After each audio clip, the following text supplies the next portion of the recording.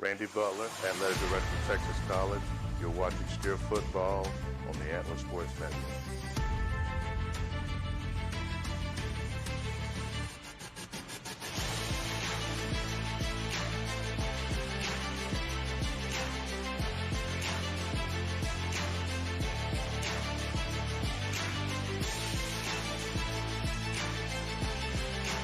Welcome to the East of Texas Benefits Countdown to Kickoff from Christus Trinity Mother Francis Rowe Stadium. As we get ready for the Steers and Lions, we'll hear from one of our fantastic sponsors, Casey Muse from Avenue Speak. We'll also preview other games in the Student Athletic Conference. All that and more coming up next.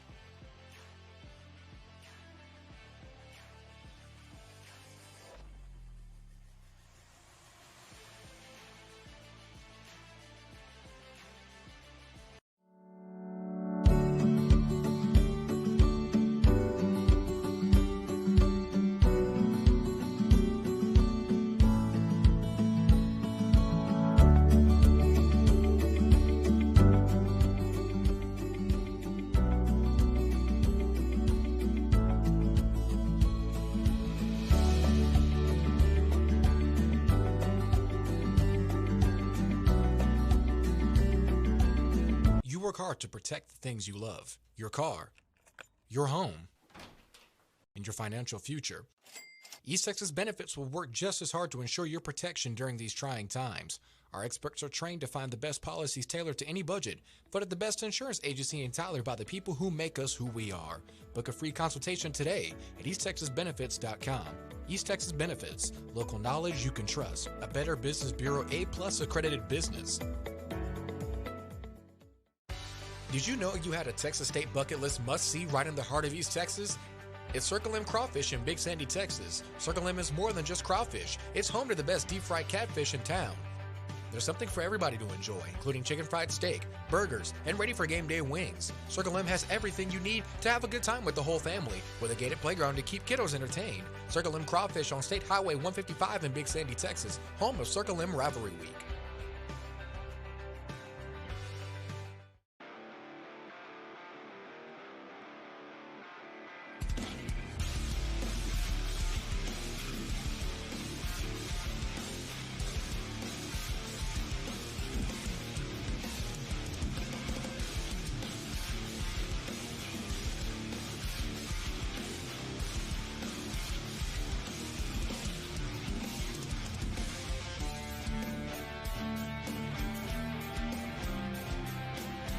Yo, my name is Casey Muse, and I am the founder and curator of a really cool program called Avenue Speak. I have two really awesome presentations that I want to talk to you about and I want to tell you about. The first program is called Drum Talk. The second program is called Trap Learning, which is the Rhythm Arts Project Learning. And what's really awesome about these two programs is they involve everything having to do with drumming, hand drums specifically. But creatively outside of that, we're looking at shapes, counting, colors, numbers, even the way you speak. What's really awesome about this to you is three things that are really needed for athletes are motor skill development, memory call retention, and also the ability to focus right now in the present hand whenever you're at practice or whenever you're at a game. I will tell you that trap learning allows you to increase all of those things and be an advocate for all of those things. All right, so call and response is a really awesome tool that I use for trap learning and for drum talk. When you talk about memorization, when you talk about motor skill development, when you talk about being able to focus in the moment, whatever it may be, right? So some of the really cool things I do with call and response is allowing you to recall certain patterns. For example, right, if I want a client or you to recall this pattern, right, so then that pattern alone allows you to engage in whatever footwork, whatever tempo, whatever pattern that allows you to be in that exact moment. A bunch of scientific knowledge that increases and advocates for you as an individual person. Parents, if you want your kids to tap into it, give me a call, 936-234-9470. Visit the website at avenuespeak.com, whatever may exist.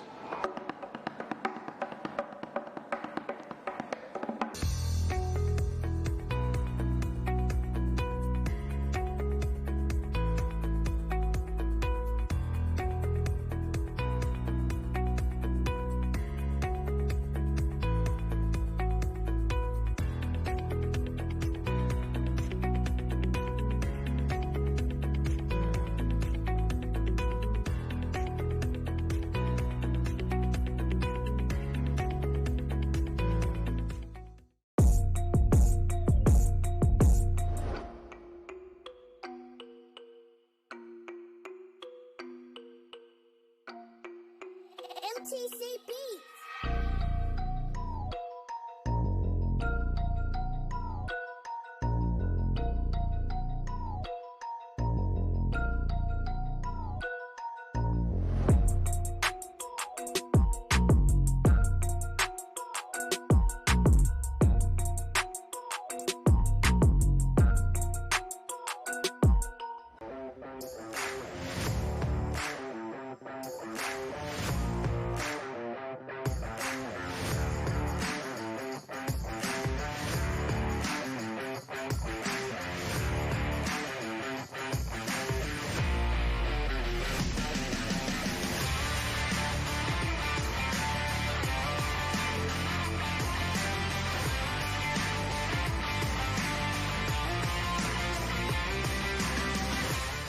So how drumming is connected with motor skill development, how drumming is connected with one major thing that I did not speak about previously is learning about patience, which has everything to do with being focused and in the moment. Another thing leading into is being focused and being in the moment. These three things are directly connected with one another. They're not separate. However, how you advocate for all three of them can be attacked separately, right? So we can aid and we can add different principles of what those look like and how to advocate for those, right? So we can start basically from the ground up. If I'm telling you to, or if I'm advocating for you, or if I'm asking you to, this is footwork. Do paradiddles, which exist as right, left, right, left, right, left, left. It allows you to slow down the concentration that exists in your head to develop motor skills that allow you to connect that to footwork that exists for your foundation, right? It allows you to be able to think in the moment, be able to process information slowly. You know, wise man once told me, sometimes you got to slow down so that you can afford to speed back up, right?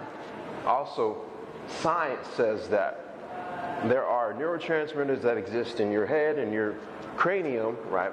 One of these neurotransmitters is called serotonin.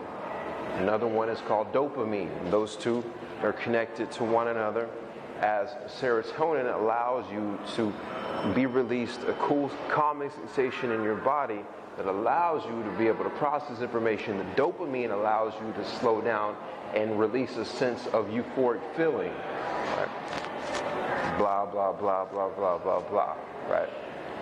So, that being said, I would love for you to have a conversation with me to be able to find out more about how these things allow you to be a better athlete, to increase better speed, to be able to think and process really effectively in a game at the drop of a dime, to be able to catch a football, to be able to catch a basketball more efficiently, to be able to realize how the mechanics connect from here to here to here when you shoot a basketball. All of these things. How you can run more efficiently, whether it's heel-toe or whether you bounce on your toes. I'd love to be able to allow you to.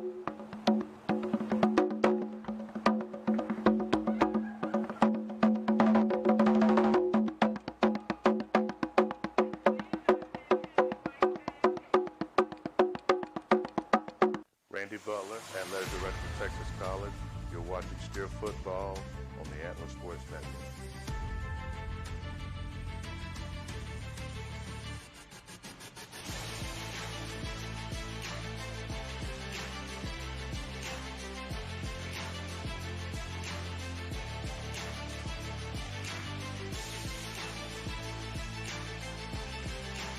The rules of the road must be taught the proper way to ensure the highways and byways of the great state of Texas are safe for generations to come. If you're a teen or young adult looking to gain a license or just looking to refine your knowledge and skills, Tyler Rose Driving Center is the gold standard to getting the best behind the wheel results no matter your age or experience. Schedule classes over the phone at 903-535-7777. Tyler Rose Driving Center, located in the Green Acre Shopping Center next to Little Caesars, committed to safety, satisfaction, and service with a smile. A car is one of the most important purchases you'll ever make. It's how you drive to work, how you take the kids to school, and how you get to some of life's biggest moments. Why not treat your car as such? Visit Thompson Tire and Services in Tyler on 3021 South Bonner Avenue. Joe Thompson and his team of professionals bring decades of under the hood experience to ensure that your car runs at its best. Any make, any model, Thompson Tire and Services is the only place to get the best service for your car in the entire East Texas area. Thompson Tire and Services in Tyler, proud sponsor of the Antler Sports Network.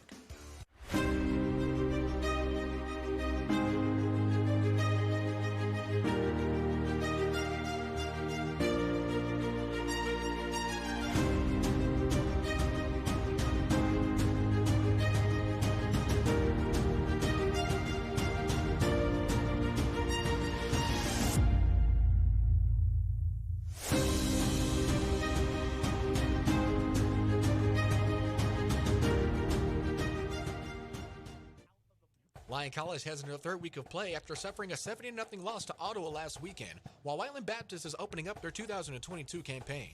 Lions' lone win this season came in a 24-12 non-conference contest against Missouri Baptist. Whiteland Baptist is looking to start their year on a high note, with the Pioneers ending the season last year on a 6-game losing streak, finishing the year 2-8. Kickoff time at 11 a.m.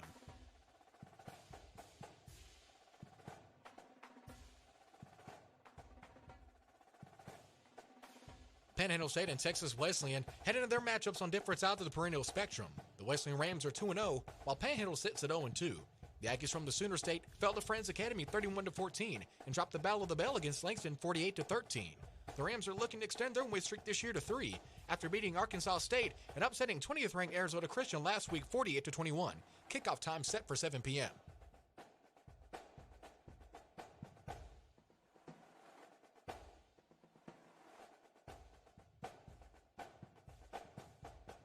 SAG-U enters year 1 under former Dallas Cowboy and Texas College Steer head coach Greg Ellis, as the Lions out of Waxahachie are riding a 27-0 victory against Louisiana Christian from last week in a surprise Arizona to take on fellow unbeaten team Ottawa. The last meeting between these two teams saw the Ottawa Spirit go on the road to Lumpkin Stadium and defeat the Lions 42-28. Ottawa is looking to make it 3 straight wins against SAG-U. Kickoff time set for 6 p.m.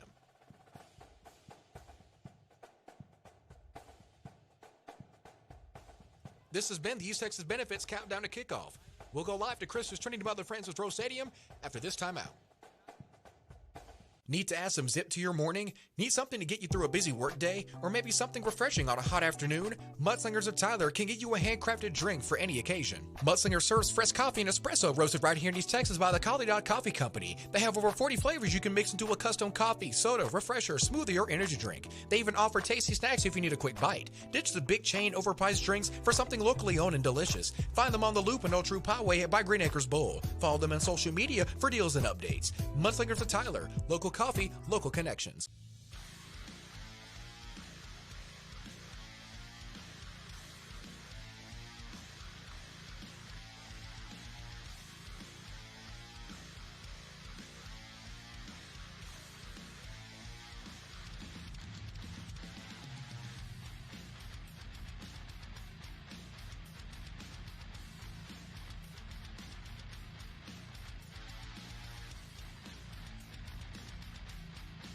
Hello, my name is Tarnisha. My name's Anthony.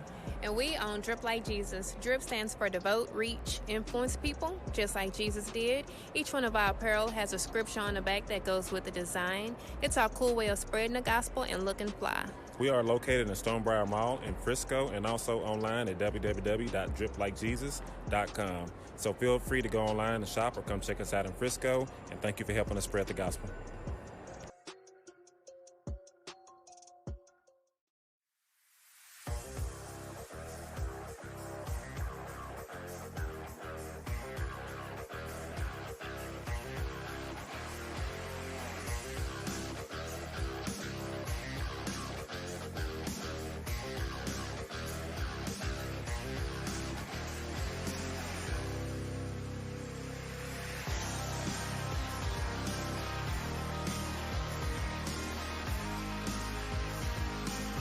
Randy Butler, Athletic Director of Texas College. You're watching Steer Football on the Antler Sports Network.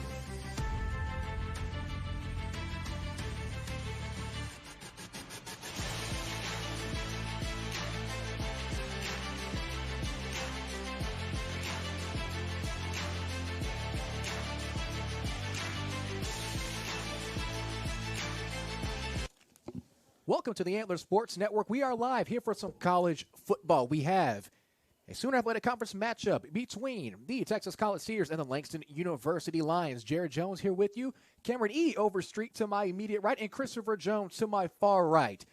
First game of the season at home for Texas College. I'd like to talk about a little bit of home cooking. How does it feel? Talk about, fellas, describe what these players could be feeling. Your first game on your home turf, and it's a pretty big matchup. Well, right now, from what I know, is it's a lot of freshmen out there, and it's their first time playing in a college game. A lot of them are, everything is hype right now. I remember when I was out there playing, and I was just like, feelings used to go up through the roof at this moment. So I know they're going to settle in and make some good plays today. I know one thing's for sure, that the crowd's probably going to play a big difference in it. Seeing the COVID year hit, wasn't a lot of crowd there, a lot of crowd play, but now that we have fans here that's actually supporting TC in Langston, yeah, this game's going to be real good. Talk about a new era for Texas college football, led by first-year head coach Jarrell Jackson, of course, a former Oklahoma Sooner receiver and return specialist. As we heard earlier in the East Texas Benefits countdown to kickoff, we're live in the East Texas Benefits broadcast booth. That's two captains for both teams currently meet on the field. One of those captains being Texas College Steer quarterback number 12, Isaiah Sadler. We'll hear from him at our All-State Good Hands halftime report.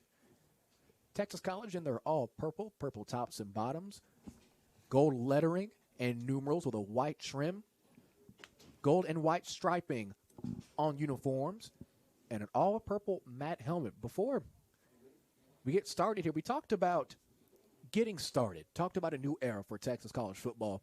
And before kickoff here, we had an opportunity to talk with previously aforementioned Texas College Steer head coach Jarrell Jackson. What did you focus on this week in practice? Just being mentally tough, paying attention to the details, and being where we're supposed to be in our space. Coach Jackson talking about very detail-oriented style that he has. We talked to him also before the season started at his very first practice. We were able to hear from some of the players during that first practice during our All-State Good Hands halftime report. Well, captains have left the field. We're ready for some college football, guys. The clock is currently sitting at 2 minutes. 2 minutes right on the dot.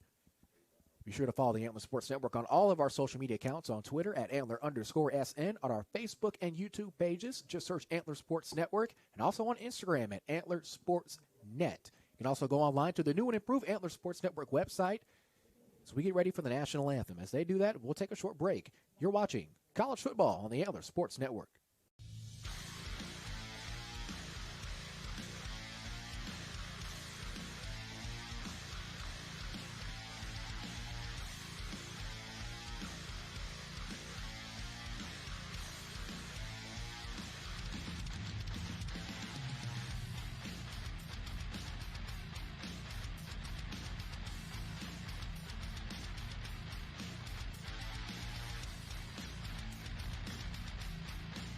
Need to add some zip to your morning? Need something to get you through a busy workday? Or maybe something refreshing on a hot afternoon? Mudslingers of Tyler can get you a handcrafted drink for any occasion. Mudslinger serves fresh coffee and espresso roasted right here in East Texas by the Collie Dog Coffee Company. They have over 40 flavors you can mix into a custom coffee, soda, refresher, smoothie, or energy drink. They even offer tasty snacks if you need a quick bite. Ditch the big chain overpriced drinks for something locally owned and delicious. Find them on the Loop and Old True Poway by Green Acres Bowl. Follow them on social media for deals and updates. Mudslingers of Tyler, local coffee, local connections.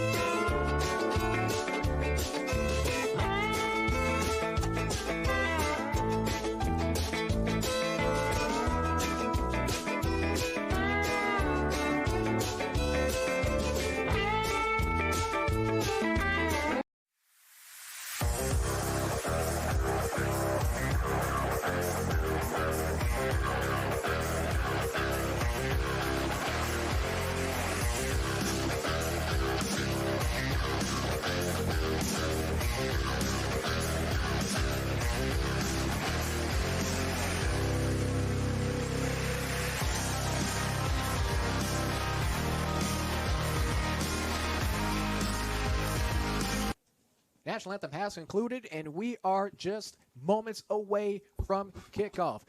Let's go through the panel here. What are some of the keys to the game to help Texas College get their first win of the season? Chris, I'll start with you again.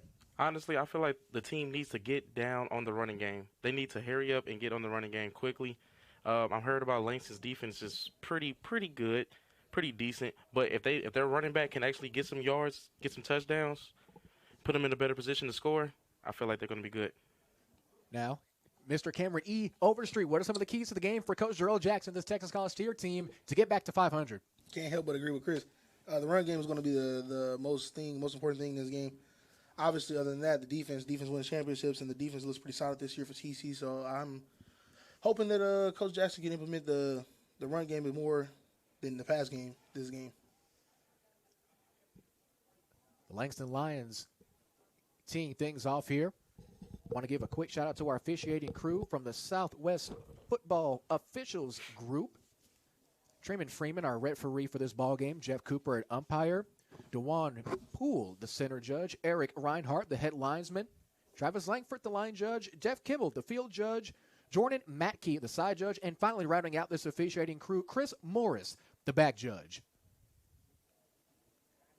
Jarrell Jackson and his Texas College Steer team currently sitting at 0-1, losing last week on the road in Little Rock to Arkansas Baptist, falling to the Buffaloes 31-12. On the side of the spectrum are these Langston University Lions. They get ready to tee things off. Defeated Panhandle State 48-13, and here we go.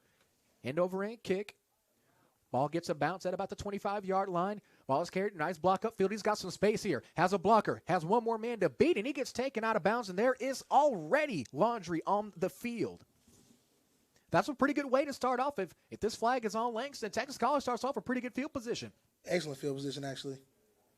I feel like that was an amazing return by him. He seen the open field, and he took it. I like it. The officials conversing at around the 30-yard line. Seeing what that call will be. Flag was thrown at about the 40, but it was away from the ball on the far side. Still waiting to see what this will be, but either way, it will be first down and 10. Coach Jackson, his Texas College Steer offense, steps onto the field, led by quarterback and former Princeton High School graduate number 12, Isaiah Sadler. That's what we'll hear from Sadler in the All-State Good Hands halftime report. I don't think we got a call or anything, did we? Did we see any call or anything? I know an official. Looks like they're are they recalling out the... Seems to be holding called on Texas College. And also a personal foul called on Langston. It appears to be penalties might offset or might even be a re-kick. The center judge currently holding the ball over at the 35-yard line. Looks like they're lining up to get another kick. Yeah, it looks like it might be a re-kick here. Well, we'll take that back. No first down.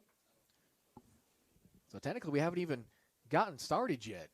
Only 6 seconds ticked off the clock as it sits at 14:54.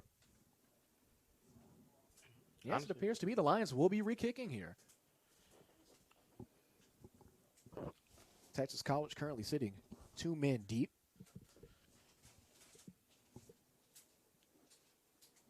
Head coach Jarrell Jackson, his first season, currently standing at about the 40-yard line.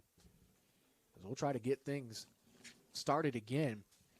That was a 5-yard penalty enforced against Langston. So now kicking off from the 35-yard line. Kicker tees things up. And let's try this again, shall we? Once again, an end-over-end kick.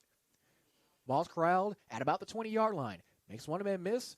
Tries to keep on his feet and does lose the football, but he comes back down with it, and Langston might have the football, and they do. Langston capitalizing. Number 11, Kevin Allen. Great job, even though he was on the ground after missing the tackle. Still find a way to make a hustle play and follow the football, and it'll be Langston ball inside the 20-yard line. They're going to mark it at about the 15. That's great field position. Ball will be officially placed at the 15-yard line. It'll be first down and 10 for the Lions. That's pretty much the picture-perfect start if you're head coach Quentin Morgan and this Langston Lion team. Yeah, that's to get a re-kick and to make sure that the TC doesn't start off with the ball. That's definitely positive for Langston for sure. Captain and quarterback. Oh. In the gun. Raekwon Washington. Fumble. Ball gets tipped away. Will Texas College get this back? And they do. They get it right back. 2 quick turnovers in about 7 seconds of play. Defense wins championships. As you said before we got things started, defense wins championships, and obviously it's winning Texas College possessions here. This has been a heck of a start so far here at Christus Trinity Mother Frances Rose Stadium. Officials seem to spot the ball at about 31-yard line. Let's try this one more time, fellas. Texas College will take our own offense for their first possession, 1st and 10. And this looks like, to me, about the same area they would have got the ball at the first kickoff. Yeah, it looked about as we pretty much just started as normal without the penalties. 14:37 left to go in the first quarter of play. Here's Sallin. That's going to be a penalty. Not a good way to start so far. 2 penalty flags fly. That's going to be on the left tackle number 75, Trey Lackey. Moved a little bit too early there. That'll be a 5-yard penalty, and that'll already continue to put the Steers on the back foot. Kind of halts your momentum there. You make a fantastic play after giving up a fantastic play, and then you don't even get a good snap off to get your quarterback in rhythm. 14:37 left to go. Ball on the 26-yard line. Sadler calling his commands. He's got 4 wide receivers here. 2 in the slot. He's got a back to his left. Sadler in the gun. Takes the snap. Drops back. Makes a quick pass over to his receiver. Might have been a horse collar, but he gets taken down at about the original line of scrimmage. That's going to be a gain of 5. 2nd down for the Steers. Good solid tackle there. I'm glad he didn't give up on that play. That would have been way more yards than what it was supposed to be if he'd gave up. Looked like a horse collar at first from this angle. It kind of did, but no flag thrown by the officials. 2nd down and 10. Ball on the 31-yard line. 14 minutes, 9 seconds left to go in the first quarter. Sadler in the gun, has a back to his right now. Puts a man in motion. Gets to the outside. He's looking right at him. Makes the throw on a dime. Makes a fantastic circus catch, but he might have lost yardage there. And yes, it'll be a loss of 3, it appears to be. 3rd down and long already for the Steers. Now, if I'm Sadler, of course you have your back in motion. That back would be number 33, Trayvon Brown. Brown was there. He was pretty wide open, but he didn't really have any blockers upfield. Yeah, I was looking at the play. I was trying to see what they were trying to go for on that play, but I just couldn't read anything myself. But, it was pretty good design, honestly. Almost seemed like a bubble screen there. Sadler talking to his left side lineman, his guards and tackles. That's Lance Starves and Devontae Williams. High snap. Sadler picks it up, gets a throw off, bobbled the interception. Langston had a chance to capitalize there. Looked like it was going to be a right side screen play right there. I seen all the linemen motion over to the right. Yeah. Center got to get that ball down. That's can't have too many of those. That always ends up disrupting the pass and everything. And Texas College already facing 4th down and long. Still stuck on the 28. One man back deep for the Langston Lions. The man is number 11, Kevin Allen, who made the initial fumble recovery to start off this ball game. Substitutions being made. Awaiting the snap. Low snap. He's got to get this off quickly, and it's blocked by multiple lines, and it's picked up. It's picked up by number 92 for Langston. Fantastic hands there. Keep his eyes on the ball and come down with it. Langston will take over once again with amazing field position. Looks like what Cam said earlier was definitely a fact. Defense is definitely playing stellar right now. We talked about this Langston Lion defense before on the East Texas Benefits countdown to kickoff. This Langston defense isn't going to give up much. They only gave up 13 points in their manhandling of Panhandle State out of Oklahoma in an interstate matchup. Lions will be facing 1st down and 10, ball on the 23. Larry Harrington, the captain, in the gun. Has one back behind him, 3 receivers, 1 in the slot. It's going to be a handoff. It's given to Markel Scott. Scott going through multiple Steer defenders. He's going to gain about 9. That's going to result in a 2nd down and short to go. That's a heck of a first run for this Langston Lion offense. Nice tackle by T.J. Williams there. Get some. Got to be 11 minutes to the ball. Defense is definitely going to be like the most important factor in this game on both sides. So far, you've been nothing but correct on that statement so far. Defense has set up great field position for both teams. Handoff again. Met immediately at the line. Did he get the 1st down? No official signal from the refs, and they might not have gotten it. Chuck Gary, meet him at the line. That's what he's doing. It'll be third down. No gain there. Fantastic job by that defensive front for the Steers to hold firm. He might have gained the length of half a football there. It'll be third down in inches. This could be a big play here. We know that this explosive Langston offense can definitely put up some points.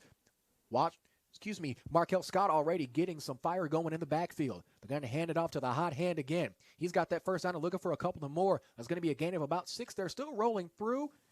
And it'll be first down and goal for the Langston Lions. Clock rolling. We're just about to hit the 12-minute mark.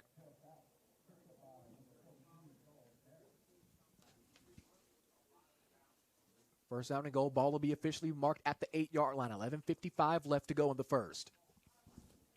Here's Harrington in the gun. Has Scott behind him. 3 receivers to his left. Fakes the handoff. Rolls out to his left. He's immediately sacked by multiple Steers. The ball is out. That's a fumble, and it'll be Steer football once again. The Steers with their second straight fumble recovery. Fantastic job by Jacarius Smithers to smother the quarterback and hop back on the football. 11 men on the field, 5 men to the ball is good enough for me. That was nice defense there. Fantastic defense by the Steers, and Jarrell Jackson's got to be happy with that defense so far. They just got to move up the field. That's been the issue so far. Offense got to move. You got to capitalize off those turnovers. I'm hoping they actually implement the run this drive. Most definitely. The screens aren't working, but hey, maybe they see something we don't. One thing about Coach Jackson, as we talked about before prior to kickoff, and as the season has transgressed, he likes to throw the football. He played in that air raid offense. He played with Bob Stoops, the father of the air raid offense, so we know he likes to throw the football. Here's Sadler in the gun, back to his right. High snap, and here's that handoff. He's met at the line, but he might have lost one, and he did. It's going to be second down and 11 on the 20, right on the 20-yard line.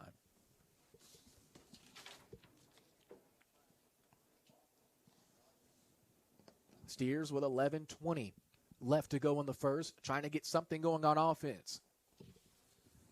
Sadler back in the shotgun. He's got 2 receivers to both sides, 2 receivers in the slot, 1 back to his right. Making some changes at the line. Looking to see what he has. Takes the snap. Drops back. He's got pressure. He's going to take it himself. Heck of a throw. And it's going to be a first down and a couple of yards extra. That's a fantastic reception by Steer receiver number 9, Travis Hall. The clock's rolling. 10:55 left to go. And the Steers are starting to march here. No huddle time for the Texas College Steers here on O. Here's Sadler in the gun again. Takes the quick snap. Finds a man to his left. He jukes. Tries to get upfield. And he probably didn't get anything, and he didn't. It's going to be a quick second down already. The clock's still rolling. In that case, you just got to turn upfield and try to get some yardage there. Yeah, TJ Hookfin trying to get a little juking job, but more than likely on the screen, just get up the field. Try to get as many yards as you can. That's what the whole purpose of a screen is. Especially if you want to get your blockers set up to make them work for you, especially on a screen plays. A lot of moving parts in a screen, a lot of independent variables you have to get right. Second down and 10 on the 33. Here's Sadler. There's going to be a flag on the play. 2 flags thrown. We'll see what this will be. The officials convening once again.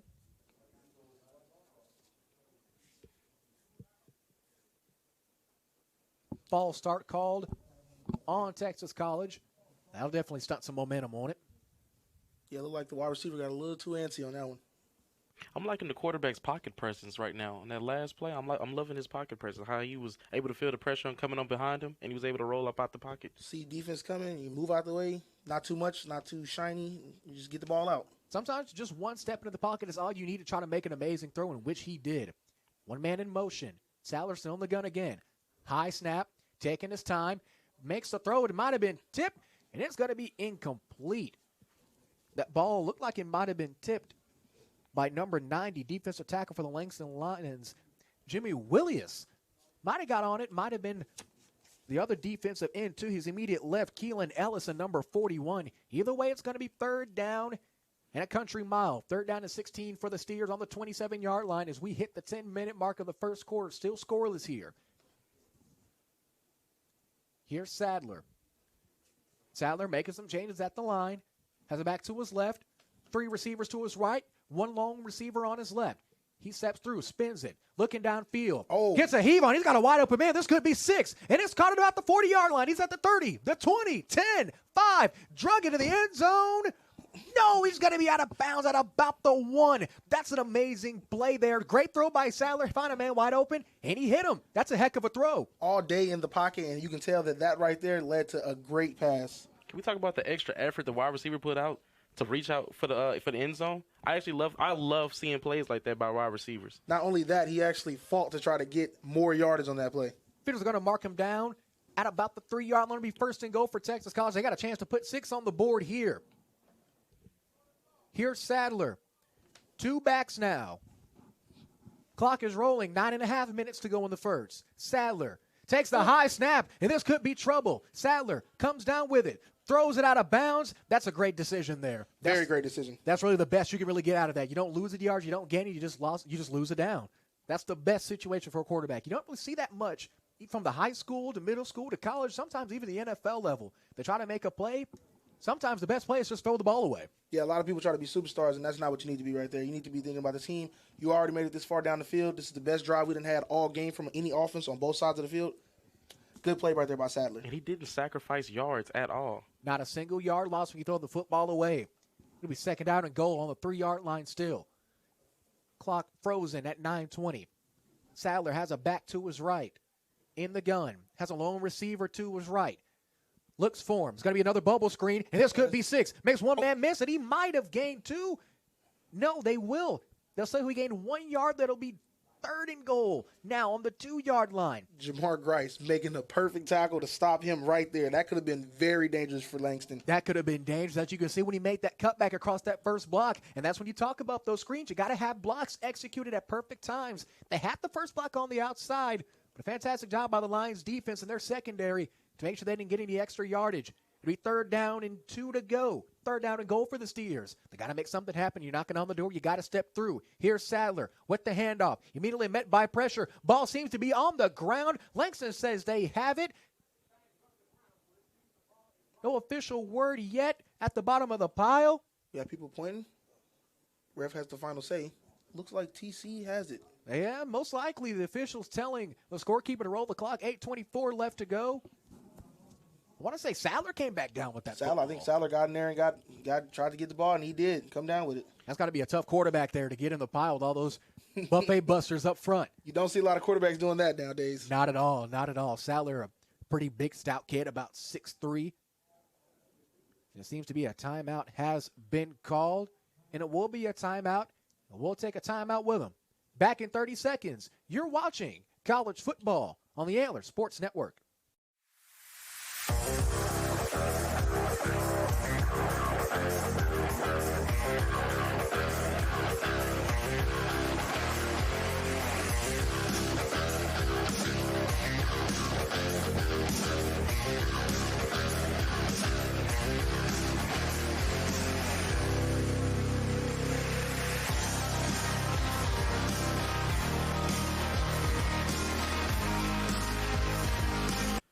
Back here on the Antler Sports Network, Texas College coming out of a timeout. They're sitting at 4th and 4 to go. Knock around the door of the end zone. Don't know what they might do here. Any suggestions, fellas? I feel like they might go for it right here because, I mean, honestly, let's get very aggressive right here. Let's get aggressive. We've shown we've been aggressive this whole entire drive. Let's get aggressive again. I mean, quite frankly, there's no positive. There's no many. Like, if you don't get it, your defense has already been playing very stellar, and they're already at the 4-yard line? So you have your defense backed against the wall in that situation. That's pretty much as win-win as you can get in this situation if you're head coach Jarrell Jackson. Here's Sadler back to his right, 3 receivers to his left. 1 man in motion. He's going to be on his own. Makes a quick pass to the outside, has 1 tackle to beat it. He might score here. Gets to the corner of the end zone. He's in. We have an HTO touchdown by the Steers. That's a great job to break a tackle. Break for the pylon. Is he in for 6? And, man, do you see the trickery they're doing right here? Like, the quarterback hurried up and looked left, and then he turned back around to throw it to the screen. That was just an amazing play to me. Once again, this screen game could be all the Steers need so far. Langston has yet to really put an absolute stop to it. Yes, they've gotten some stops here and there for a couple of negative losses. They've kind of struggled so far. Texas College running about 5 screen plays in this one drive. They're going for 2 here. Here's Sadler in the gun. Looks, has 1 man, back end zone, no flag thrown, it'll be incomplete. And the conversion no good. Your score, the Texas College Steers 6, the Langston Lions nothing. Back in 1 minute, you're watching college football on the Antler Sports Network.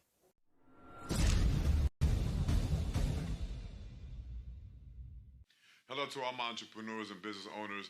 I am the Carlos Leguizamo, CEO and owner of Order Digital. We are a creative service agency that focuses on multimedia, marketing, and branding for your business or brand. We have shifts running 24/7 to suit your schedule and work with all budgets to bring your ideas to reality and raise them to the golden standard in your industry. Look for us on Google and all social media platforms. Also, hablamos español. Thank you and God bless.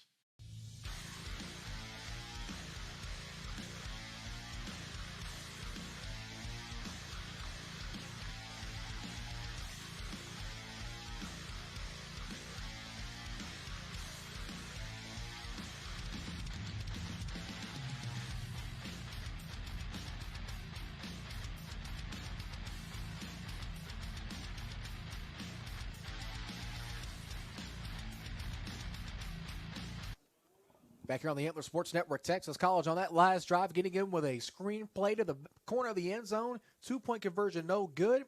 Your score currently, the Steers 6, the Lions nothing, with 8:01 left to go in the first. That scoring drive, Cam, let's start with you. How did you feel about the Steers marching down the field? I feel like they did that very well, and I feel like what made it possible was the wear and tear of the hurry-up offense. TC's prepared for it. Langston obviously wasn't, and it looked like it gave the cornerbacks, they didn't know what they were doing. It gave us that open pass down the field. Chris, your thoughts on that Steer scoring drive? Honestly, they just needed that one play to set them over the top, and that pass play was just the one play to set them over the top, to set them up for scoring position.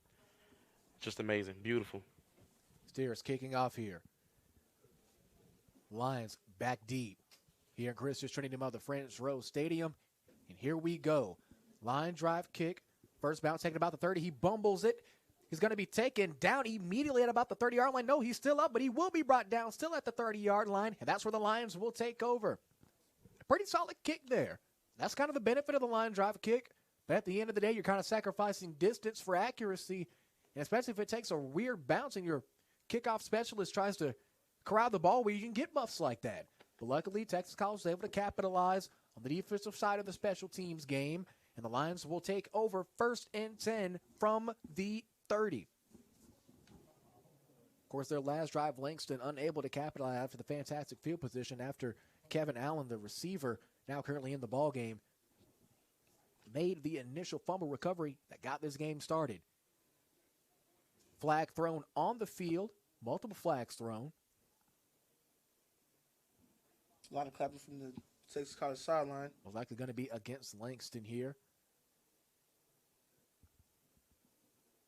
As Raekwon Washington, the quarterback, goes back to head coach Quentin Morgan to discuss. Looks like a timeout might be called as well. The officials are trying to figure out what the call here is. They convene at about the 30-yard line. Head referee for this game, Tremaine Williams from the Southwest College Football Officials Group. I want to give a quick thank you to those guys talking to them before the game. They're happy to be in the Rose City of Tyler, Texas. Tyler, Texas has a little bit of charm as we have Mike Carter Field immediately to our right. And a pretty nice view. You see the skyline. I guess you can call it a downtown Tyler. A lot of festivities down here downtown Tyler as well. Pretty warm day for some football, but right here in the Kelly Tattoo and East Texas Benefits broadcast booth, it's a cool 70 degrees. Perfect conditions for football here. Quarterback in the gun now. Takes a snap. Hands it back off. He's got one man to beat, and he makes a fantastic low tackle. Only get a gain of 4 there. It's going to be 2nd down. The Lions so far pretty run heavy. Majority of that offense has been Markel Scott and Taj Davidson. Chris, is kind of like they're listening to the advice that you tried to give to Texas College. You wanted the Steers to be pretty run heavy. Looks like so far the Lions have been pretty run heavy. Now they're picking up the pace on offense a bit. Bomb 35, 2nd and 10. 7:23 left to go. They got him to jump there. It might be a false start penalty. Looks like they kind of moved at about the same time, but let's wait for your official call there. What did you guys think? Should have been a free play. I love free plays. If you jump like that, referee shouldn't jump in too soon. Let him get that free one-on-one wide receiver quarterback matchup. Yeah, and I feel like officiating crews need to start slowing down on, whether or not they stop a play, because that could have been very well a big play for Langston right there. Call was an encroachment penalty against the Steers. It's going to be a fresh set of downs for the Langston Lions. Ball now on the 40. Quarterback back in the gun. Looks like it's going to be another flag. Either another flag or timeout got called, either one. Don't see any laundry on the field. Just the quarterback took the snap, and the officials blew the play dead. But to go back on what you said about the run game, yeah, I feel like I see that from Langston right now. That they're trying to implement the run on this TCD line and TC defense right now. Excuse me. TC look like they're holding their own with the pass. Honestly, that's actually shocking to me. One thing we saw before kickoff here, TC has plenty of athleticism in that secondary position. Handoff once again for the Lions. Cutting up field, shifting across the field, and it's going to be about a solid gain of 7. It's going to be second down and short for the Lions. That's a pretty solid run. Not too many moves, just nice solid cuts, taking his time, seeing what he has upfield with 6:45 left to go in the first. And runs like that definitely wear down your defense. It definitely tires your defense out. The D-line will get tired indeed. Second down and about medium to go. Official marking is 2nd and 3. Takes a snap. Guess what? It's going to be a run play yet again, but he's stuffed right at the line of scrimmage, and that could be a loss, or the officials are going to say it's no gain. It's going to be 3rd down. You talked about that TCD line, talked about them getting tired. They look well rested there. Yeah, fresh set of defense right there. This defense are front holding firm. 3rd down, pretty much a fresh set of receivers here for the Lions. As we approach the 6-minute mark, ball on the 47-yard line. Empty backfield. 5 receivers. 3 to his left. 3 to his right, 2 to his left. Immediately turns, makes throw. It's going to be a first down. And he's looking to get more here. Breaks the tackle, and he's got Green at the 20, the 10. One man to beat. Cuts the middle of the field. And it's going to be an HTO touchdown for the Langston Lions by guess who? Kevin Allen. Because about the 47-yard reception there.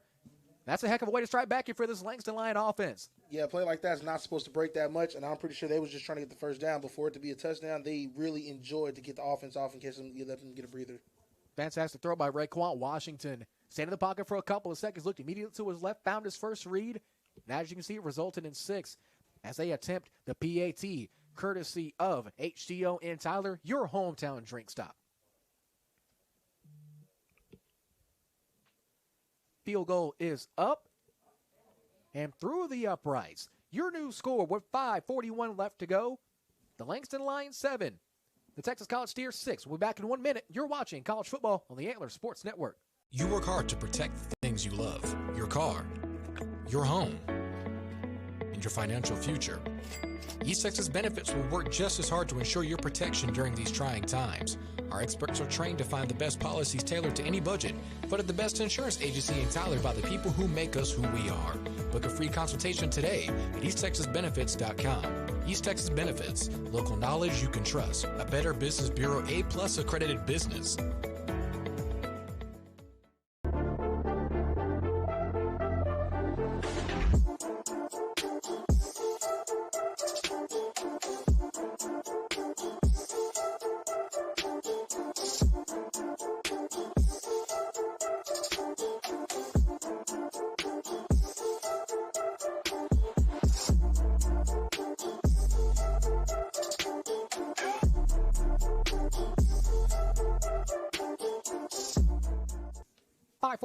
Left to go in the first quarter of play. The Lions on that last scoring drive, they pretty much ran the ball down their throats, I guess you could say. Right down the field in that final play, the cherry on top, the reception by Kevin Allen at the 47 made it 7-6. After this kickoff, we're going to get a quick studio update to get you updated around about some scores across the college football landscape as we get ready to kick things back off here at Christian Trinity Mother Francis Rose Stadium and our Reclaimed field on the Rose City of Tyler, Texas. Recepted at about the 9. Makes one man miss, gets a little bit past the 20. He's going to be brought down by a host of Lions at about the 22-yard line. And for the update, we have Texas over Alabama right now, 19-17, with 35 seconds left in the fourth quarter. Alabama has the ball. And we also have South Carolina under Arkansas, number 16. And also we have a surprising Marshall 6-0 over Notre Dame in the second quarter. Here we sit 7-6 with just a hair over 5.5 left to go in the first quarter. Coach Jackson, the Steers offense will take over on the 27-yard line. Here's Sadler. Back to his right. 3 receivers to his left, lone receiver to his right yet again. We've seen this formation pretty often from the Steelers offense so far. Sadler takes a snap, makes a fantastic throw, bobbles it a bit, and it will be incomplete. Looked like he had made a couple of steps after he made the grab there, but the officials will call it incomplete. 2nd down and 10 from the 27. Fellas, any input? Honestly, it doesn't get no better than that. If you're a wide receiver, you got to make those catches for your quarterback's sake. Yeah, very pesky cornerback right there, and he did good getting his hands in there and breaking that pass up. Play made by number 21, Isaiah Darby. 2nd down and 10 for the Lions. For the Steers. Sadler looks back, going to go deep again. He's got the same man again, just outside of the hands of Steer receiver number 6. Man, I'm pretty sure he wish he can have that one back, because that definitely looks like he had him burnt to the end zone. He definitely had some space there, pretty much going stride for the first couple of steps. But as I got farther from the line of scrimmage, separation was being made. Throw just a tad bit overthrown. Just a little bit. Just a tad bit. 9 times out of 10, I feel like Sadler can make that throw, as we saw earlier as the Steers scored. Pretty much that exact same play. Maybe the Steers will take advantage of that matchup on the outside. Here's Sadler taking the snap again. He's got plenty of time. Going to make another deep throw, and it's picked off. Might have got right on the sideline and stays in bounds. The officials say he does. Yet again, making that play. This the defensive back for Langston, number 4. Travis Martin, as we saw last time on that 2-point conversion on the other side of the field in Langston territory, made the play to take away the 2-point conversion opportunity from the Steers. Now he's taking away possession. That's a heck of a job there by Martin to stay in bounds. Had to have been a miscommunication between the quarterback and the wide receiver, because the way the ball was placed, it looked as if the wide receiver was supposed to do an out. And it looked like the wide receiver actually did a fade right there. Yeah. Because he kept on going down the field. That entire left side of the field just seemed to be a bit bunched up already with 3 receivers there. Super crowded. Here comes Washington. Washington hands the ball off to to Davidson. Davidson gets about a gain of 2. It'll be 2nd down now. Langston has definitely been committed to the run game this whole entire game. I mean, if I'm Coach Morgan and it's working, why not? Especially when you have Markel Scott got 11 attempts, 11 carries for 115 yards and 2 touchdowns last week, and they're 48-13. Back in empty. Back in the empty formation again are the Lions in the gun. Here's Washington. Washington makes the throw. Ball looks like it might have hit the ground. I was going to say the same thing. It didn't look like he completed that, but I think they're going to actually count that one. That play looked like it was designed to be a screen, but I wasn't seeing as many linemen up for the block. I don't know what happened. What got blown up? The official on the far side saying he was down. It's going to be a loss. It's going to be 3rd and 9 now. Ball will be placed on the 46. Empty set again. Here's Washington. 3 receivers to his left, 2 to his right. Takes the snap, spins, looks downfield, makes the throw in the middle of the field, and he's got it. That's an amazing catch. That's a heck of a catch there, especially if you have that big of a target in the middle of the field. That's textbook. That's one of the easiest plays you can make. Dalen Thompson. I mean, wide open in the middle of the field. That's a great job to get into open space. I mean, sometimes if you have your design routes, you just got to deviate a little bit, especially if you have that much open space in the middle of the field. Just got to be a great receiver, make a play. Fantastic job in communication by Washington in the shotgun empty formation to make that play. He's got some backs with him now. Hands it back off. It's going to be to Davidson. Davidson still haven't been brought down yet, and he just now comes back down as he crosses into the red zone inside the 20-yard line. Seems like some of their best run plays come out of that pistol formation that they're in. The Pistols work relatively well for both teams really so far, except for Langston pretty much scored off of that pistol formation. Pretty much setting up the run, going for that screen pass they got him there. Hey, this drive is coming along pretty well. If you're Langston, keep going with what's been working so far. If it's tried and true, they haven't stopped it, go for it. Speaking of stopping, here comes this run attack for Langston. He's going to get brought down. Might have gained 1. No, they're going to say he gained enough for the 1st down as the clock stops. 3:02 left to go in the 1st quarter. And is going to say they're going to give him a fresh set of downs. It'll be 1st and goal, most likely. No, they're going to mark it at about the 17-yard line. TJ Williams, they're going for a strip. It seems like I've noticed Langston also goes the same thing. A lot of times they're going for the fumble because that has played the biggest role in the 1st quarter here. A lot of turnovers off the fumble. Sometimes after a while, you just got to give up on it and just bring a man down. At the end of the day, that's the only way you get stops if you tackle. Handoff, back off to Davidson. It's going to be a keeper. Here's the quarterback now. Looks like it might have been a horse collar, but he gets corralled out of bounds by a host of steers. I'm not gonna lie to you. I'm liking Taj Davidson right now for Langston right now. They're looking pretty good. I mean, he's looking pretty good. Excuse me. He's been their workhorse right now. He's been their workhorse. He has a nice size on him. I feel like he's gonna definitely be a threat right here in the red zone. It's in a lot of formations where they can run the option. The pistol is very known for the option, and that right there was obviously an option. But that was the first one we've seen all game. Maybe we'll see a lot more later on. Here's Davidson. Takes a snap. Hands it back off. He's looking for the end zone, and he might be down right at about the 1-yard line. And they will. This is going to be on the 1-yard line. Langston in the hurry up. They're going to try to punch it in the end zone quickly here. Will it be a quarterback sneak? Fumble on the play. Langston gets it back. They're going to say he was down. No, they might have even marked it as a loss. It's going to be second down here. Fantastic job by Texas College to stay firm. Maybe that might be the subject of trying to go too fast into your offense. Trying to catch the defense off guard. You wouldn't even sit yourself. If I'm Langston right here, I'm definitely going in the air. I'm pretty sure TC is looking for the run right now. Minute 35 and counting left to go.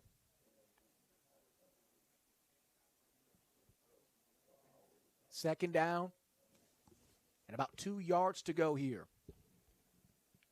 The Steelers seem to be sending the house on defense. Handoff. Back up the middle of the field.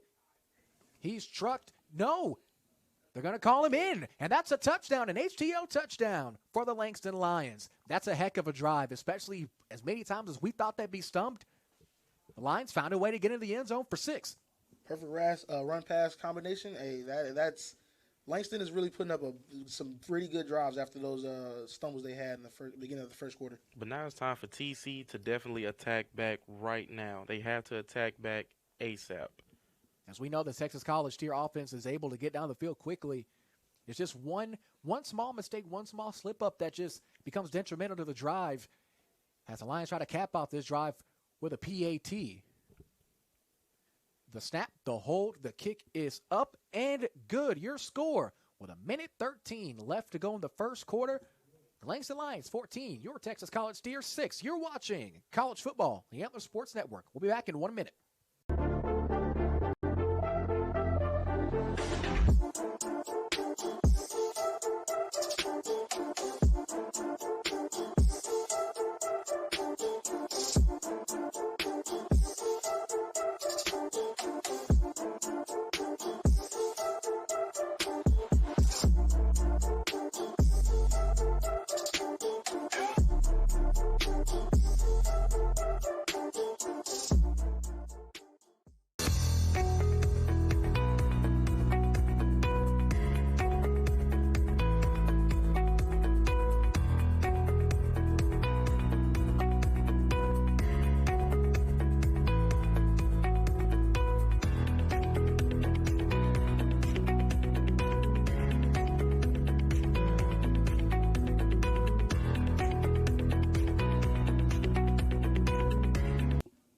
Back here on the Antler Sports Network as we are up and away yet again from Christian Trinity Mother Francis Rose Stadium as the Steers look to try to get back on offense here. Fantastic return. Their ball is going to be at about the 30-yard line, and that's where the Steers will go back to work. Cameron, what do these Steers need to do on offense? Try to get some points on the board if they want to try to go tit for tat with this line offense. The wide receiver seems to be really all the wide receivers seem to be beating their cornerbacks in every aspect of the game. So I would say showcase a little bit of run, but go right over the top as soon as they think you're going to be running the whole drive, and that might actually solve your whole offensive problem. Chris, what do these Steers need to do to try to get back in this ball game? Well, honestly, I have to go against what I said at the beginning of the game. Honestly, the passing has been working for them the whole entire game right now. I feel like they need to keep on with the pass. You can adjust your opinion. I'm sure these Steers can adjust on offense, try to get some points on the board. Here's Sattler, steps to the pocket. He's got a man wide open, and he's caught up to 50. He's got nothing but green. 20, 10, 5, goal line, touchdown, Steers. Amazing throw from Sadler. Amazing job by the Steelers receivers to deceive this Lion defense. And they've got 6. I mean, that looks like the same design play that we seen earlier. That got them to score the first time. He's just wide open every single time. I don't know what's going on Langston's side of the field, with that side, with that corner, but it's not a good communication over there. That one looked like actually like they tried to play the screen, and one of them bit down for they a overbit. route. Yeah, that's nobody pretty much stayed exactly back. what it looks like. No one really sat back in their zone as they go for two. Sadler, quick pass to the outside, intended for T.J. Hufkin. Couldn't bring it down. He had a hand on it, but he couldn't corral it. PAT no good. 56 seconds left. We got ourselves what could be a shootout brewing here in Tyler, Texas. Langston Lions 14, the Steers 12. Back in 1 minute. You're watching college football on the Antler Sports Network.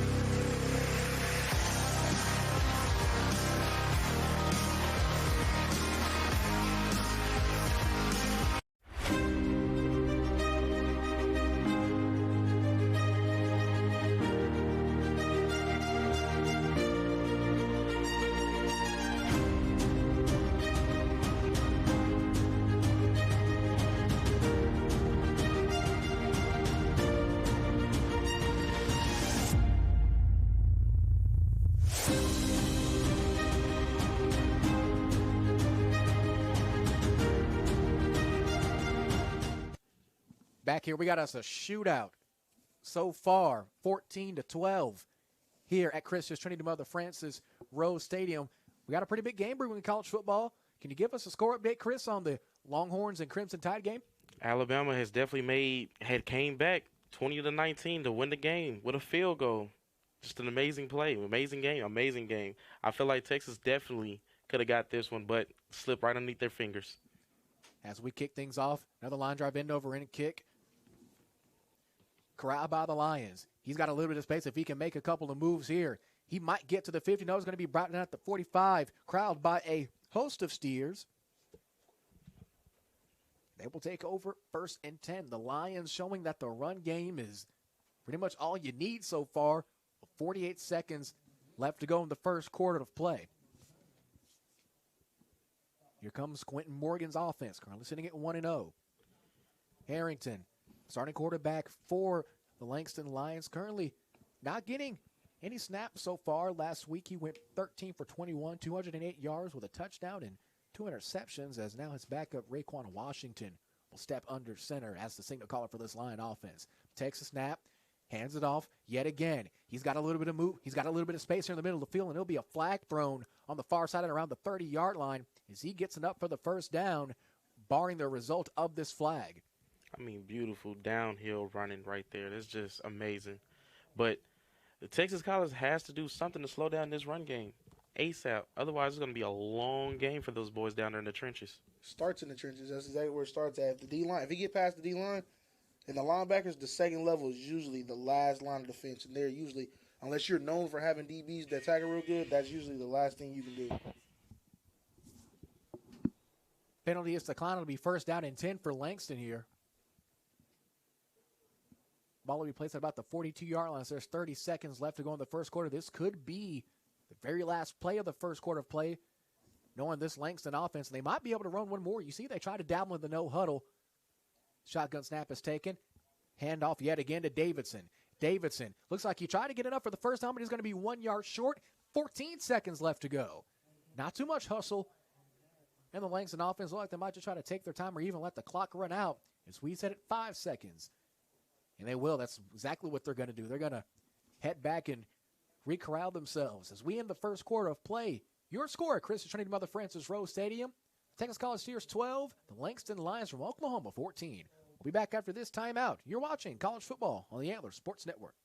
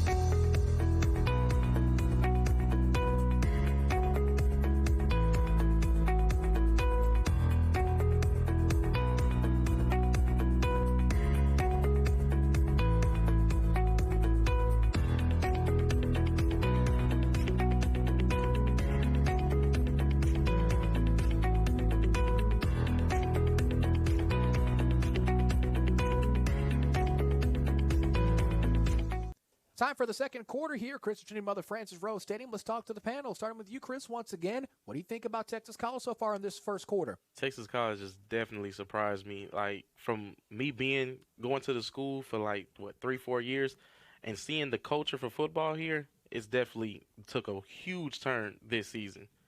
Cam, first quarter thoughts so far? First quarter, a lot of defense, and there's going to be a lot more to be played. As you see, a whole lot of defense to be played. It's going to be Markel Scott taken down behind the line. It's going to be a loss of around 3. It'll be third down and almost 4. It's almost like they can hear you from up here talking about the stout Texas College defense makes a fantastic stop behind the line to try to slow down this run game. It's going to be third down and medium, third down and 5 exactly. Ball on the 37-yard line as we hit the 14.5-minute mark in this second quarter. This game kind of reminds me of a boxing match. Two heavyweight fighters trying to throw that haymaker, can't find any openings in either one's game, as it's a fantastic quick pitch and catch. Crowd by number 7, Byron Haspert. That'll be enough for a Langston Lion first down and 10.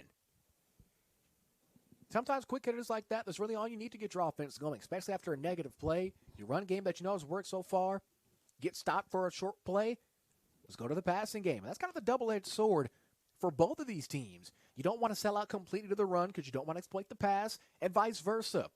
Quick throw across the middle of the field. Any fantastic move gets in the end zone for a sudden 6, an HTO touchdown for the Langston Lions. Reception made by Kevin Allen, and he's had a heck of a day so far. You said it earlier, it's going to be a shootout, and that's exactly what it's looking like, a shootout. The definition of a shootout as the Lions get ready for this extra point. Neither team's really taking their time marching down the field like they did earlier in the first quarter. It's been nothing but home run plays so far for both of these teams. After both defenses got 2 takeaways, yeah, it seems like the offense on both sides have found out these defenses, and they are trying their best to make sure that they don't get caught up in a mistake there. One mistake right now could possibly ruin the whole game. Like I said earlier, 2 heavyweight fighters trying to find exploits as the PAT is up and good. We'll take a 1-minute timeout. 13:52 left to go in the second quarter. Both teams are still scoring. The Texas College Steers 12, Langston Lions 21. Back in 1 minute. You're watching college football on the Antler Sports Network.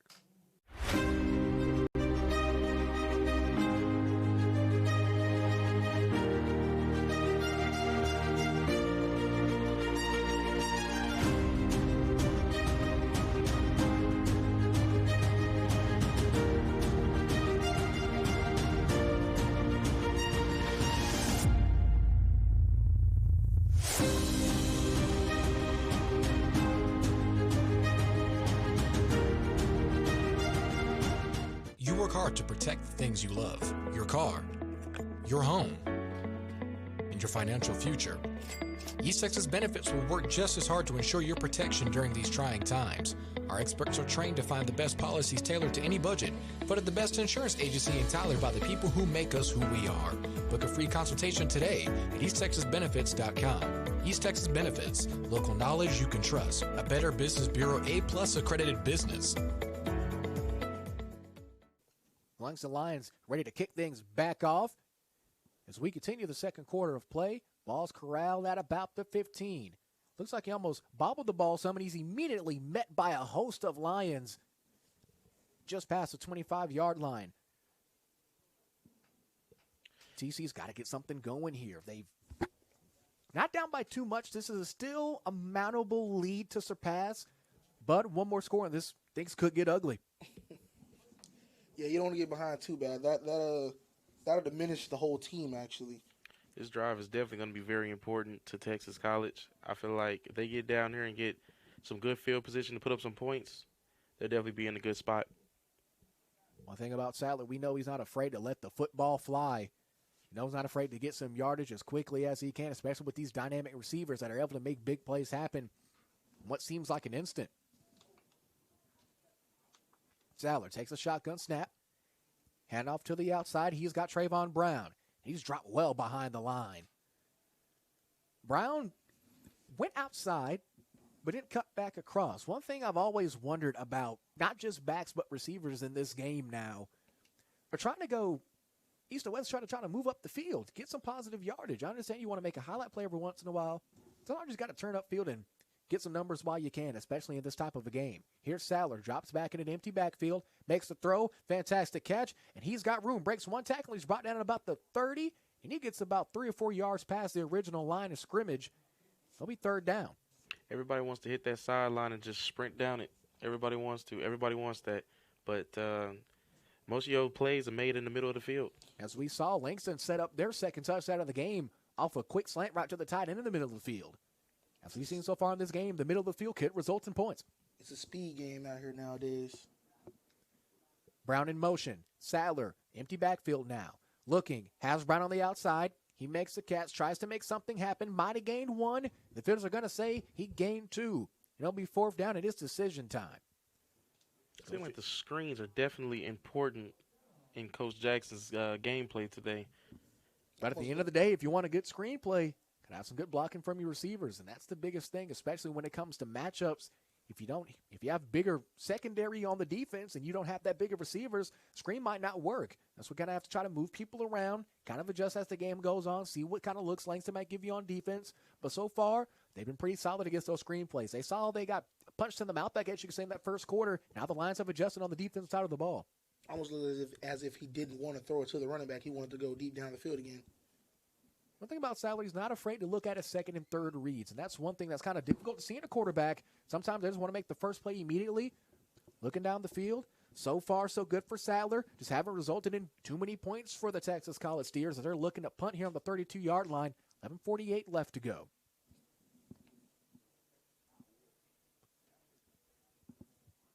Texas College gets pushed back a couple of yards, making this punt even better for Langston. As the clock rolls, 11:45 left to go. Texas College got to get a stop on defense here. We said this was an important drive on offense. You didn't get anything out of it. All right, let's switch to the other side of the ball. If you're head coach Jarrell Jackson, defense got to make a play here. Defense got to make a stop. And if they make a stop right here and they turn around and get a score and get another stop, they'll be in the perfect position before half. Perfect position. Play clock hitting zeros here. Players from both teams looking around. I think it's the reset on the play clock, actually. Both teams looking up at the press box. Hopefully they're not looking at us. We don't control the clock. I mean, we have the clock here at our feed, but I don't think we control the clock over there on the board. Clock frozen at 11:45 on the play clock. 23 seconds are rolling. Looks like they got it right. Seem to be good to go. Low snap. Kicker, and it's blocked. Once again, that's the second block punt of the game, and this might be 6. 10-5 goal line, touchdown Lions. A special team score for the Langston Lions, and that's a heck of a mistake to make. Second block of this game, the second bad long snap from the long snapper himself. They got to do something about that. Punting the ball could be potentially dangerous every time they punt the ball. And that can actually demoralize your team when you set up a score for the opposite team to set up a score on special teams for the opposite team. It could definitely diminish. Could be a morale changer, I guess you could call it. Oh, yeah. As we hit 11:36 left to go in this second quarter, Langston looking for yet another PAT.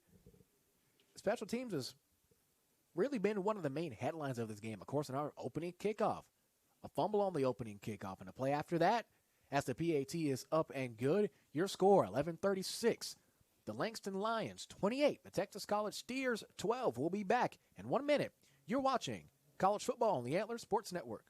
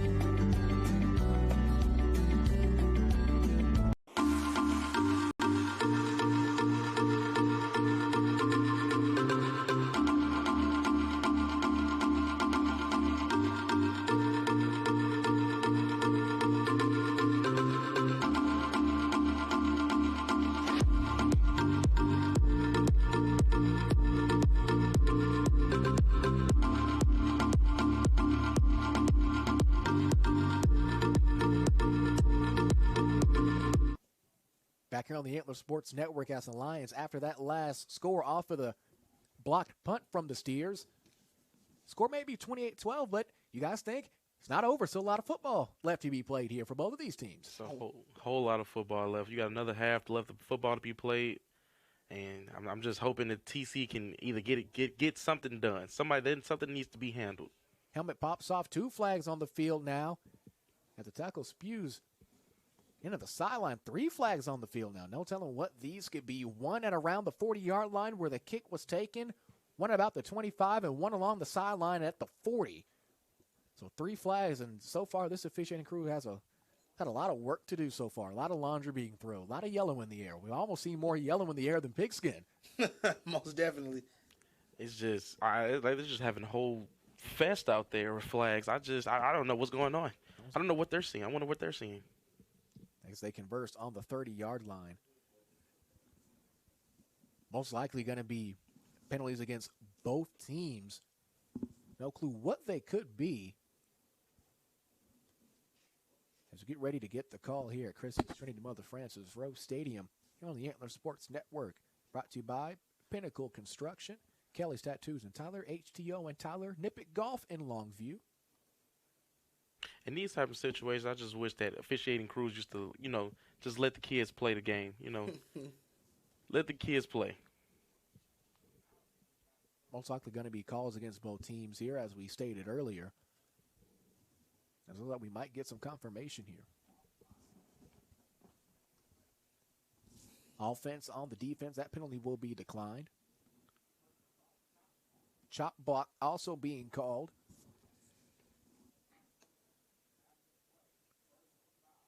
And after play, a personal foul called.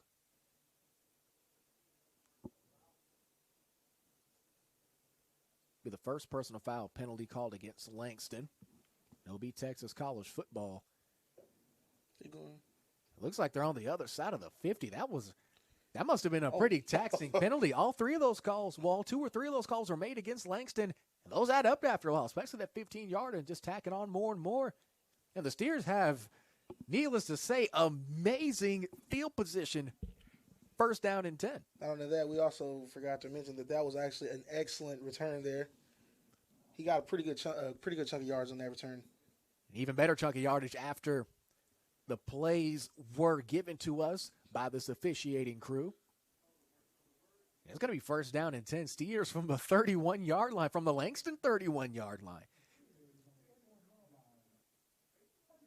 They definitely have the opportunity to score right here. This is what they need. This could be the momentum changer to keep the Steers in this game. Here's Sadler in the gun, back to his right. He moves out, looking down the field. Lane tried to get a call a timeout, but there's some laundry on the field yet again. Sadler popped as he thrown. Amazing catch. And it's going to be first down. Sadler still on the ground. Looks like he might be a little slow to get up. There's 3 to 4 flags on the field, and Sadler is still down. This could be trouble.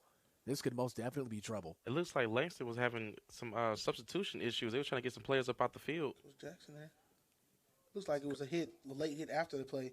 Most likely a late hit there. Couple flags on the field, so Jackson might get his wish as Sadler is up. Limping off of the field here right now. The backup quarterback is looking like the number 2. TJ Hoofkin played a little bit of receiver. The officials once again convening. This could be yet another momentum changer here.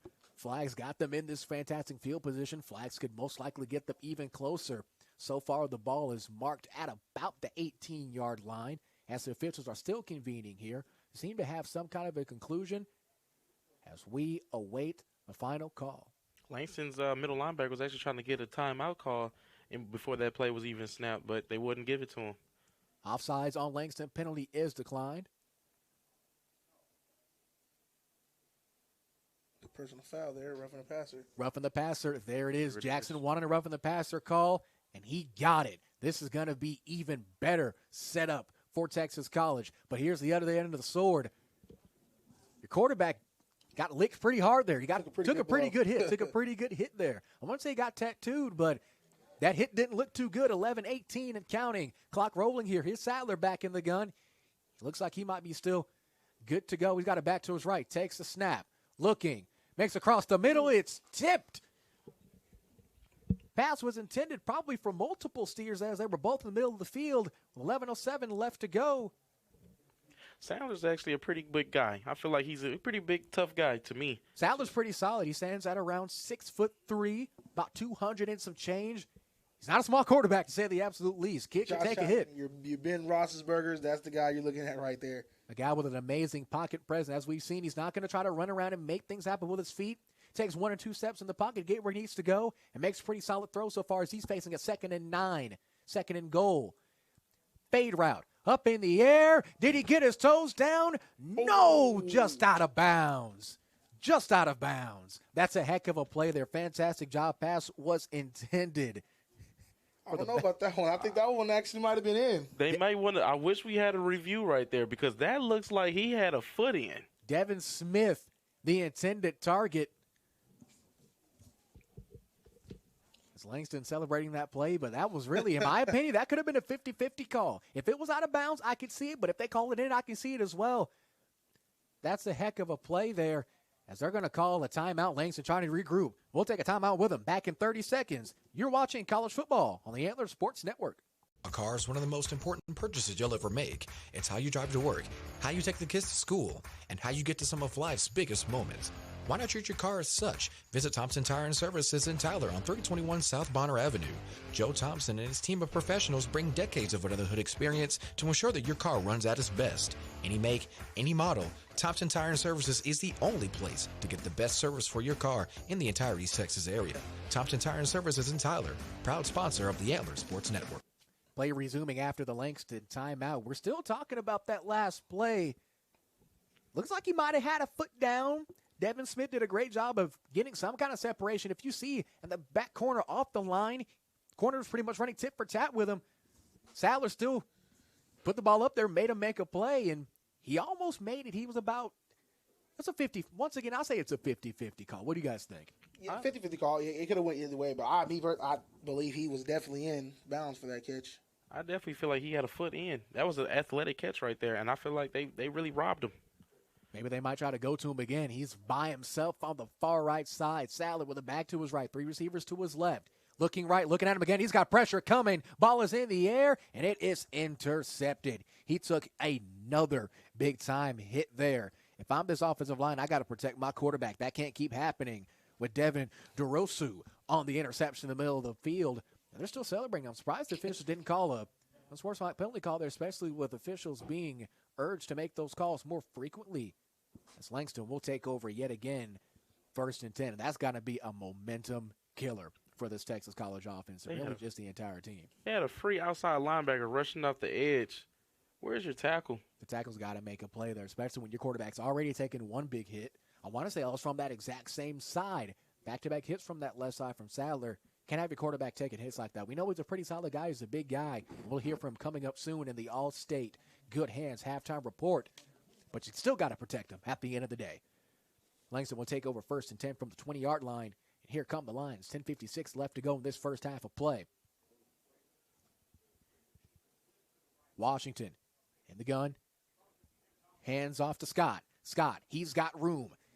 Gets the first down and still looking for more. Gained a couple extra yards. Might have gained about 3 or 4 yards extra. And it's going to be a fresh set of downs for this Langston offense yet again. One thing about this Langston offense, you give them a chance to make a big run, and they will take advantage. Seems like they're already trying to play, trying to stop the run as much as they can, running 5 down linemen, and it still didn't seem to work.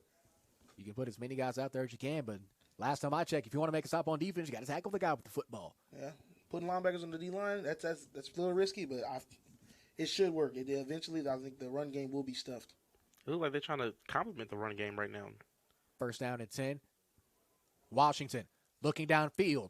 Rolls out to his right. Cross-body throw. Almost picked off, and it'll be incomplete. That pass was intended for, could have been really multiple Langston Lions there as they tried to cross back. Kind of an awkward pass as he looks across, running to his right, tries to throw across to his left. That's a difficult throw to make for any quarterback. Yeah, cross-body. Not an easy pass. Some of the pros have problems doing that pass. 10-12 left to go. 2nd down and 10. Here come the Lions. In the gun. Handoff. No, it's going to be a keeper here. Going to be met in the backfield by multiple Steers, and they bring him down well behind the line. There's that Steer defense again, making a fantastic play on the edge. Fantastic job to get to the outside by multiple Steers, led by Chuck Garrett at linebacker. That's some great speed to have at the linebacker position. Great speed to also 11 men to the ball, and they one after the other. He breaks one, there's another one to follow right up. He had no time to get rid of the ball at all. Gang tackles being made. One guy on the ball is nice, but if you can get 5 or 6 of those perfect uniforms on the football, I like their odds. And I love how the DN is not running up the field and just overblowing by the quarterback. He's actually sitting down and playing his position. Throw across the middle, wide open for a Langston first down. Byron Hansford was wide open for about a week and a half there. That could have been the easiest throw Washington's made all day long. If you're that Texas College defense, you know they like the middle of the field. They set up a touchdown earlier in the first quarter off of a middle of the field catch by their tight end. You gotta pick up on patterns on the defensive side of the ball, especially for this Langston team. Like to send the pistol, they like to run the football, so you got to adjust on defense. Mentally, you got to be ready for certain things, but also don't exploit your defense for other aspects of the offense. Here's Washington.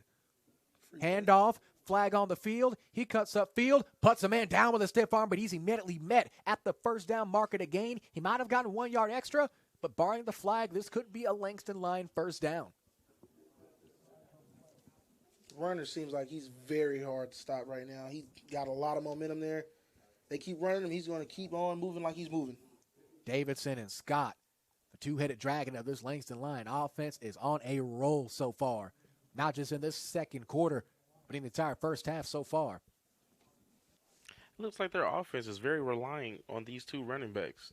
This two-headed monster they have back there is just TC has to do something, find something to stop it. You can't send the house because you don't want to open yourself up for the pass, but you can't not stack the box a little bit for reasons like this. Fantastic job by their down lineman to keep pushing up the field. Ball pops out. It looks like it's going to be a fantastic gain. It's going to be second and short. You love to see that two running back. One running back gets tired, you bring another one. You don't even have to worry about missing a step because both of them are running at the same pace. I'm putting Morgan. I love this.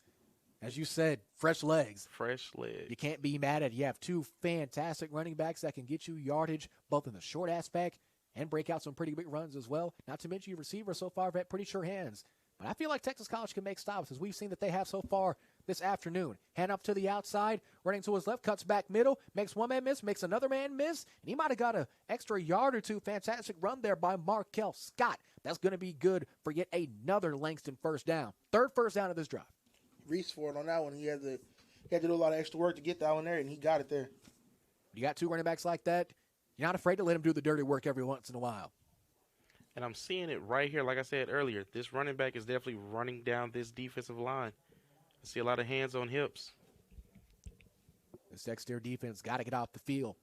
Fourth first down for the Langston Lions. Dropping back to pass, fakes the handoff. He's got pressure. Looking. He's got a man, but he plays for the other team. It's picked up for Texas College. And the Steers, yet again, have life. 7:22 left to go in the first. The Steers could be rolling. They got to capitalize, though. That's the biggest thing. They definitely need to come in here right now and capitalize off this. Because Langston actually gets the ball at the half to start the half, correct? I want to say so, yeah. I feel like Langston does get the ball to start the second half. So you got to try to get that final knockout blow before you go into the locker room with 7:22 left in the second quarter.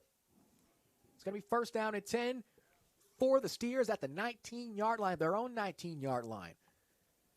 Momentum is slightly shifting, and then you can tell right now the offensive line's a little pep in their step. The defense feels good and feel confident that they got their first stop since the first quarter. So this is actually pretty good. Finally get to get out the field, get some water in your system. After a while, you know the Texas heat, even though we're in the September, almost in the colder months, it's still pretty hot out there. Here's Sadler, got two backs with him. Hands it off. He's got a man. It's Tardell Williams. Williams going to get a fantastic gain of round 4. It's going to be second down and medium for the Steers. And here comes that run game. You saw they're going to throw the football. That's one thing we know about Coach Jackson. He likes throwing the ball. But if you can get this run game going, really can't be stopped if we're being completely honest. That is very true. Honestly, since they've been passing the ball so much, I feel like the run game is definitely going to be wide open right now. Los Lyman just got to get ready, got to get him some space to move. Handoff yet again from Sadler. He's got space right up the middle of the field. It's going to be this time Trayvon Brown Almost good for a first down, short about 2 yards, and it's going to be third down and short for the Steers. They're marching up the field. That momentum's building. That steam in that train is piling up as we get ready to hit the 6.5-minute mark in this first half. Ball on the 27-yard line. I think it was that hurry-up offense again that's going to wear and tear this defense. I guess they're saying anything you can do, I can do better. Texas College defense got worn down. Now we're going to try to wear down your defense with our run game. Here's Sadler in the gun. Gets a man to jump, but doesn't cross the line. Here's Sadler. Sadler hands off again. Not too many blockers there, but he might get a yard. Officials will give him maybe the length of the football. And now it's decision time. It's fourth down. Fourth down and about 1 to go. Do you try to punt here even though you haven't had much success in the punting game? Or 1 yard? Just go for it. Take a shot downfield. Go for it. One thing we haven't been seeing a lot of is positive rushing yards for TC, but there are 3 plays in a row, positive rushing yards. The run game it's actually taking a step forward. Here's Sadler staying on the field. It's going to be that false start call on the left tackle, Devontae Williams. And that's the last thing you need for Texas College. Now you come up with that decision again. You got a couple of less yards now. Do you still go for it, or do you try to kick it off? I'm still going for it.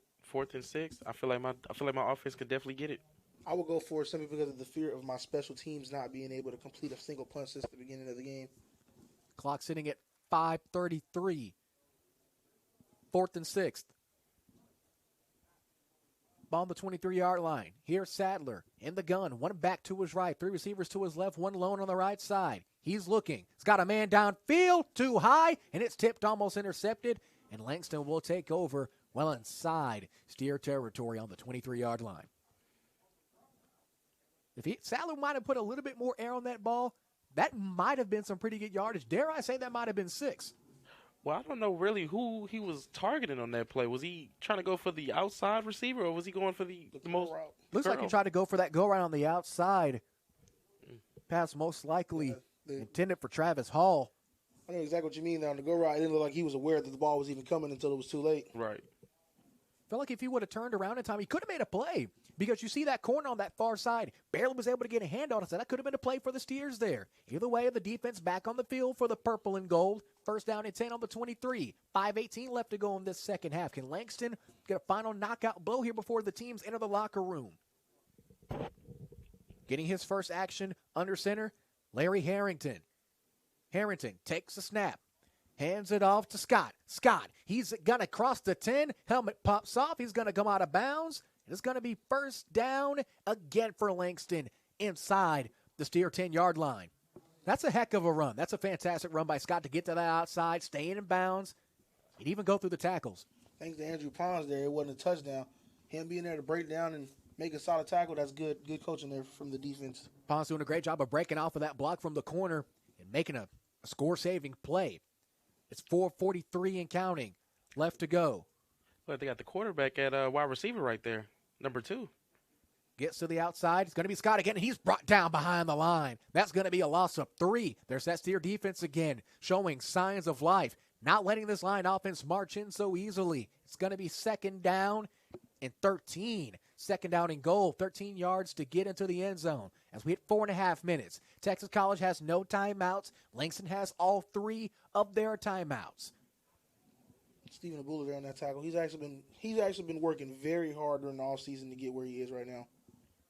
Harrington back under center. He's got his quarterbacking partner, Washington, on his far left side. He's going to go for him, and just short. Looks like that could have been for really either receiver. 5 down linemen, that's the pressure you need when you have 5 down D linemen there, and they got there, all of them. Seemed like nobody was blocked at all. Fantastic job to get some purple in the face of Harrington. Try to make him make an awkward throw, and that's exactly what he did. 4:11. Clock is frozen. It's third down now. The odds are starting to play in Texas College defense's favor. High snap. Here's Harrington. Harrington looks across. He's got one man to beat, and they bring him down. It's going to be 4th down for the Lions. This Texas College defense has found a second wind, I guess you could say. Amazing stop to prevent the score. It looks like they might try to bring the field goal unit out here to try to get 3 with 3:53 left to go in the second quarter. I'm really starting to like this 5 down lineman. It's forcing your O-line to get on 1v1, 1-on-1s the whole throughout the board. and that's actually pretty good. I'm liking the one-on-one situations out there. Yeah, and exploiting a lot of weaknesses. You can't double team certain players, and a lot of the time they're getting straight through. So obviously they found a weak link inside the O line, and they're exploiting him. As we talked about in that first quarter, two heavyweight boxers, whoever finds the biggest exploit first is going to win this game. Even though the scoreboard might read 28-12, still a lot of football left to be played. The kick is up and good from 18.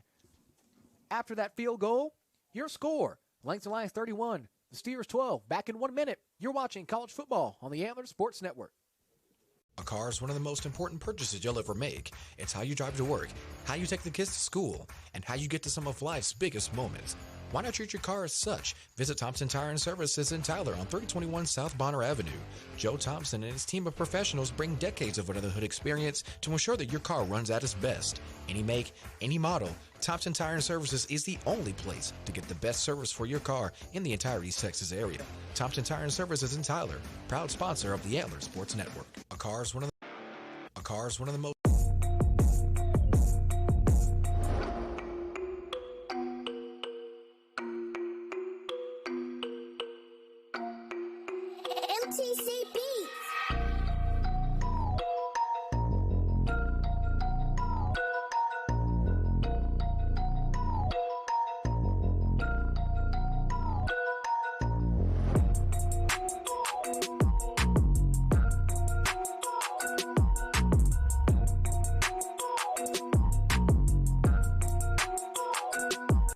Kickoff brought to you by ABS T-Shirt Graphics in Tyler, proud sponsor on the Antler Sports Network, and by Thompson Tire and Services in Tyler.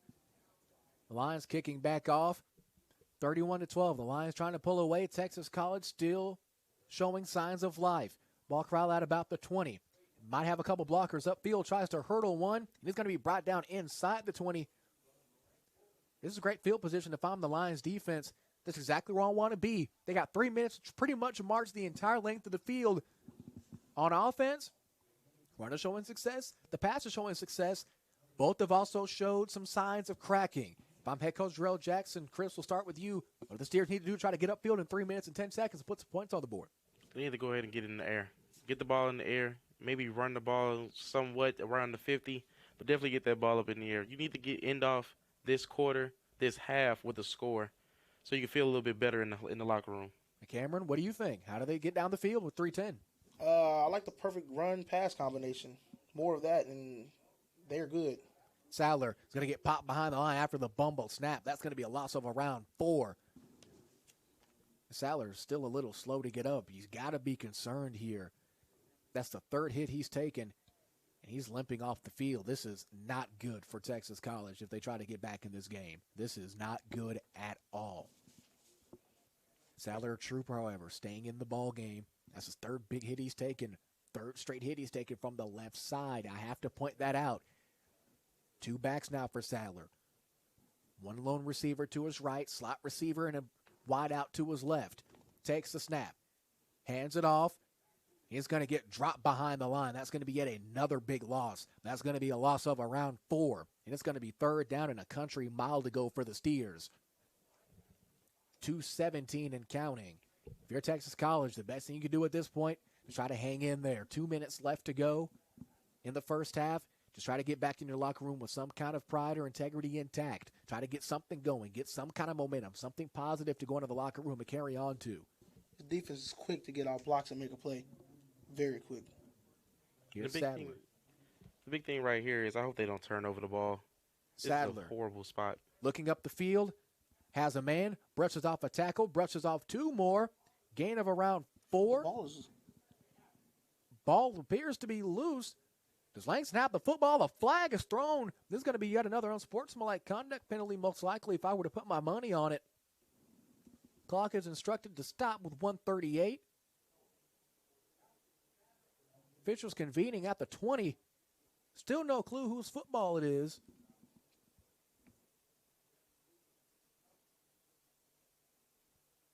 This could really go either way. The ball is placed back down, this time at the 15. This is a dangerous spot. This is a very dangerous spot. You definitely don't want them to score again before the half. And especially when you're this deep in your own territory. with a punt team that hasn't been able to get a clean kickoff yet, you would think that a punt would be pretty much a perfect situation, at least put them on the other side of the field. As Texas College will maintain possession. And after that, it will be an unsportsmanlike conduct penalty, automatic first down. This might be what the Steers needed. Even though it's a minute 38 to go, it'll be first down and 10. Langston showed that they're trying to build some momentum on the defense side of the football here. Like, the penalties have definitely been in Texas College's favor right now today. Yeah, flags on both sides of the field, but it seems like the flags are taking more of a toll on Langston's side than it is on Texas College's. Texas College, you can almost account the flags as some of their best offense so far this game. Here's Sattler looking. Heck of a throw. Couldn't come down with it. Pass was intended for Texas College's Travis Hall. That was a heck of a throw. Nice spiral on it. Just a little too much mustard on that pass. A minute 34 left to go in the first half. Perfect route there by Travis. I thought he was more going to come down with that one for sure. Sattler said he was left-handed. To be able to make that kind of a throw, even come close to that kind of throw, it's pretty impressive. Especially looking at the right side of the field when you're a left-handed quarterback. Here's Sattler again. Looking. He's got pressure on him. Steps up, throws it in the air, gets out of bounds pretty wisely. He was about to take a big hit there. Would have been almost a loss of around 7 if he would have taken that hit.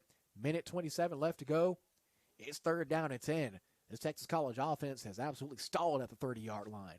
They got to get something going and quickly here. They have all 3 of their timeouts.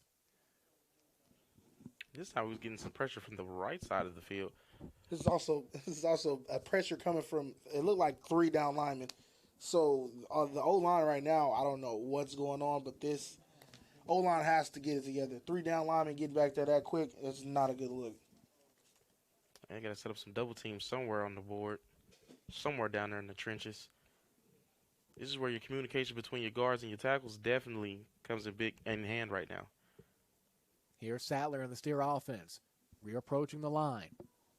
Ball's on the 30. Minute 27 left to go in this first half. Puts it back in motion. It's Brown moving from his left to Sattler's right. Takes the snap. Spins it. Looking downfield. Has got pressure. Finds a man, and it's not complete yet again. That's another big play, but is yet another flag, as you mentioned. That was another big opportunity for the Steers. Just couldn't come down with it. Plays like that eventually will chip away at your offense, chip away at your momentum. But hopefully to Texas College's luck, this could be another flag on Langston. As here comes the official with the final verdict.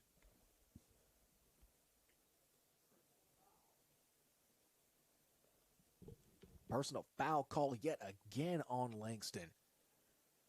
Automatic first down. Another saving grace for TC there. TC has to take advantage. When these situations, I've seen a lot of football on Monday, and I know you guys have too. When you're getting this much offense, simply off of penalties, the first thing you have to do is capitalize. You have to find a way to get something going on the offensive side of the ball. You're showing signs of life with the screen game. And honestly, so far, I don't think I've seen so much of that screen game. Even though Langston seemed that they tried to take advantage over to try to shut it down, they still scored off of it twice. With a minute 20 left to go in the first half of play. Here's Sattler back to his left. 3 receivers to his right, 1 in the slot, 1 lone receiver to his left. Drops back, looking, steps up in the pocket, makes a throw across the middle. Heck of a grab, and it's going to be a first down. He's still up and going. He's got plenty of green. Beats one man, and he's brought down. The ball is popped out, and it could be Langston football. No, they're going to say it's a Texas College first down. TJ Hookfin there making something out of that was something that was already great. You made something even greater there, breaking a tackle. You got to finish those tackles. Langston should know that already. TC has some very elusive wide receivers, and that right there just shows how elusive they can be. And can we talk about Sattler's ability to just take one step up in the pocket and make an amazing throw? Seems like he's always under pressure, but he is very used to it. He's calm. He's calm and composed. Looking to try to get a score here. That could be a pass interference. No flag. Plenty of Steers on the sideline wanted a call, but nothing there. It'll be second down and 10. Pretty sure that call just didn't get called. It didn't get called because the ball was way out of reach. 50-50 call there. I think we could chalk that up. Yeah. In the previous play, Langston's defense started to give up on the play, actually, when they saw that they thought that he was actually down. But that boy never did give up on the play, and Texas College definitely didn't give up on the play at all. Xavier Florence on the pretty much the touchdown saving tackle As the Steers face second and 10 with 46 seconds left. They still have all three of their timeouts. Ball on the 23. Here's Sadler. Takes a snap. Under pressure yet again. He's got to get this one out. And he does. He's taken yet another hit. That's the fourth big hit he's taken from that left side. Sadler's got to get some help at this point, guys, as they face a 3rd down and 10. It's do or die. We know they don't like to kick the football, whether that be punting or even field goals. They've gone for 2. Both times they've saw the end zone so far this afternoon. 40 seconds left. Ball still on the 23. It seems to be a timeout, and it has been. Timeout taken, official timeout, and we'll take it with them. We'll be back in 1 minute. You're watching college football on the Antlers Sports Network.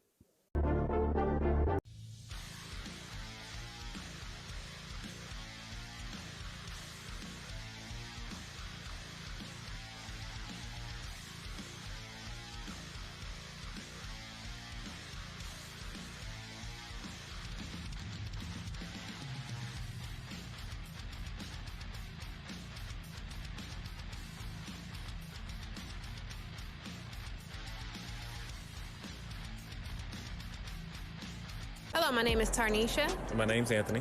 And we own Drip Like Jesus. Drip stands for devote, reach, influence people, just like Jesus did. Each one of our apparel has a scripture on the back that goes with the design. It's our cool way of spreading the gospel and looking fly. We are located in Stonebriar Mall in Frisco and also online at www.driplikejesus.com. So feel free to go online and shop or come check us out in Frisco. And thank you for helping us spread the gospel.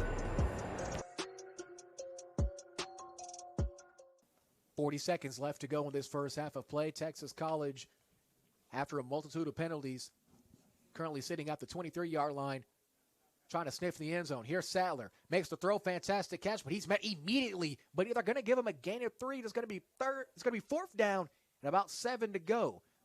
During that timeout, we talked about if they were to get to a 4th down, or really a dire situation such as right now with 20 seconds and ticking, as we get ready for the All-State Good Hands halftime report. What do the Steers do? Try to go for the field goal if you have a kicker available, or just take a shot at the end zone? Honestly, I don't know what you do at this point, because I don't know if they have faith in their kicker. Yeah, looks like Sadler's still on the field. They're going to take a shot. No, maybe not. They're going to take a timeout. It's going to be timeout Steers here. As they take this timeout, we'll take a timeout with them. Back in 1 minute.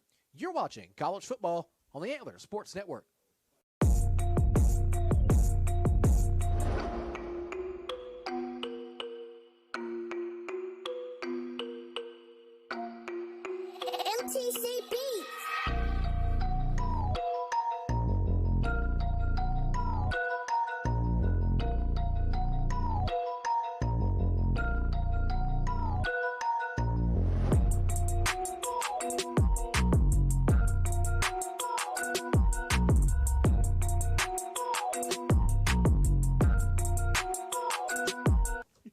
Back 7 seconds left to go. Time for maybe one more play. Let's start with Cam. What do the Steers do? I'm really stuck in a 50-50. I would take the field goal, but it seems like the field goal can't be trusted. Special teams have been struggling all game, so why not go for it? Chris, what do they do? 7 seconds. You go for it. You just go for it. You don't do nothing, but you go for it. Go to the end zone, kind of backyard style. Go to the end zone, chuck it up there. Got to be a purple jersey in there somewhere. Here's Sadler, takes a shotgun snap. Heavy pressure, and it's going to be picked off by Allen. He's got a little bit of space. Stop him now. He's gone. Clock 0. This could be a touchdown. No, they're going to get him from behind, and that'll end the first half of play. Langston trying to ending on a high note, but couldn't get any extra points on the board. As we head to the half, the Texas College Steers 12, the Langston Lions 31. We'll be back with the All-State Good Hands halftime report, brought to you by Frenchie Jones of the Moody Agency in Tyler. All-State, are you in good hands? Hey, who are you? Oh, hey, Jeff, I'm a car thief. What? I'm here to steal your car because, well, that's my job. What? What? What? What? What? What? What? It happens. And you got cut rate car insurance? Paying for this could feel like getting robbed twice. To get Allstate. And be better protected from mayhem. Like me.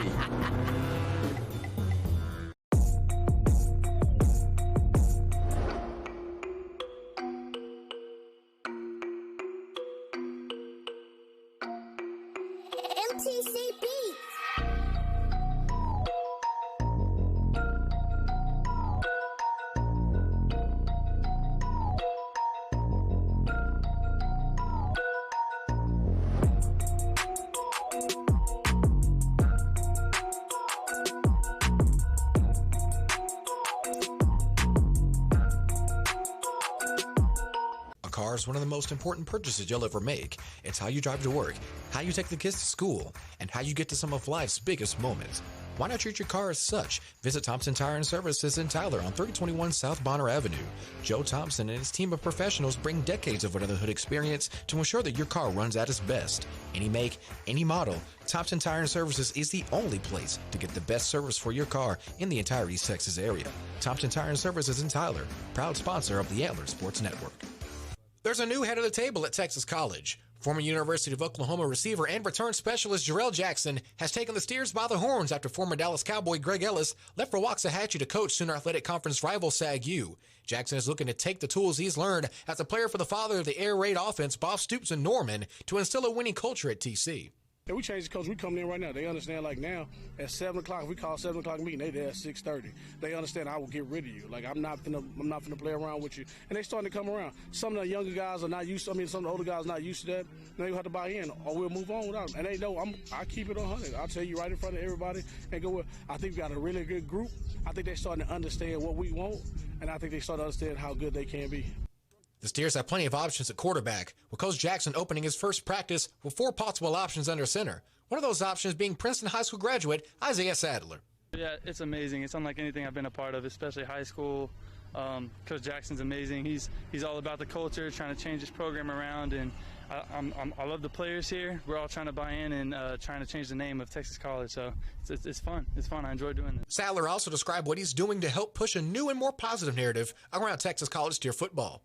Keeping the momentum and the motivation up, whether that's offense or defense, whenever we're making good plays, just encouraging those and keeping everybody together. You know, not tearing each other down for stuff that's happening, just building each other up. And Coach Jackson's doing an amazing job of that, getting the guys on the field that are going to help encourage each other. And it's a fun atmosphere. And when it's a fun atmosphere, good things happen. The Steers are looking to get their first win at home since defeating SAG-U in the Sooner Athletic Conference matchup 24-17 back on October 26, 2019. The All-State Halftime Report will be back after this. You're watching Texas College Steer football on the Antler Sports Network.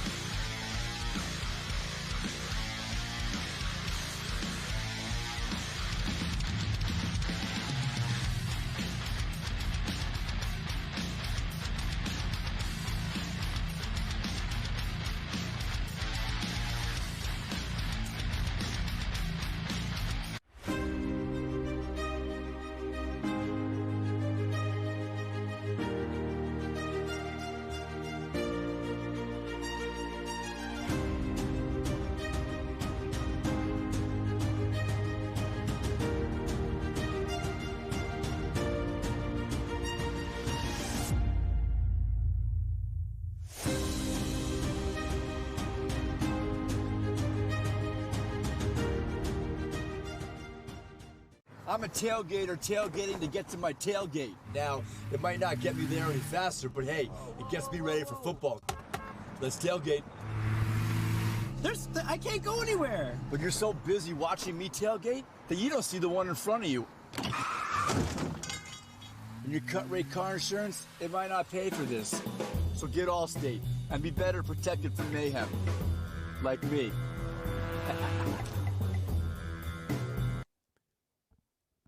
Back in the Kelly's Tattoos broadcast booth here as we are in the All-State Good Hands Halftime Report.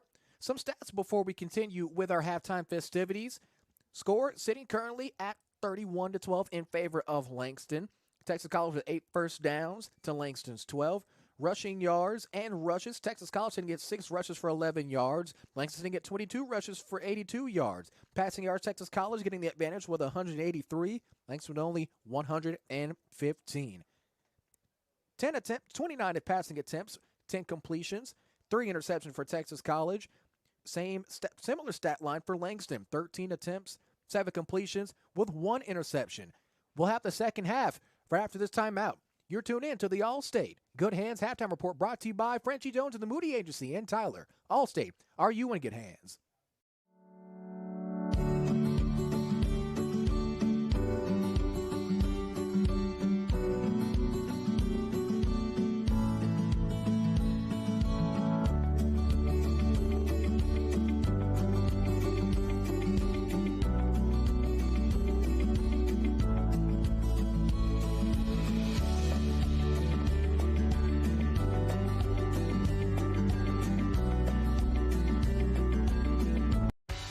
Did you know you had a Texas State bucket list must-see right in the heart of East Texas? It's Circle M Crawfish in Big Sandy, Texas. Circle M is more than just crawfish. It's home to the best deep-fried catfish in town. There's something for everybody to enjoy, including chicken fried steak, burgers, and ready for game day wings. Circle M has everything you need to have a good time with the whole family, with a gated playground to keep kiddos entertained. Circle M Crawfish on State Highway 155 in Big Sandy, Texas, home of Circle M Rivalry Week.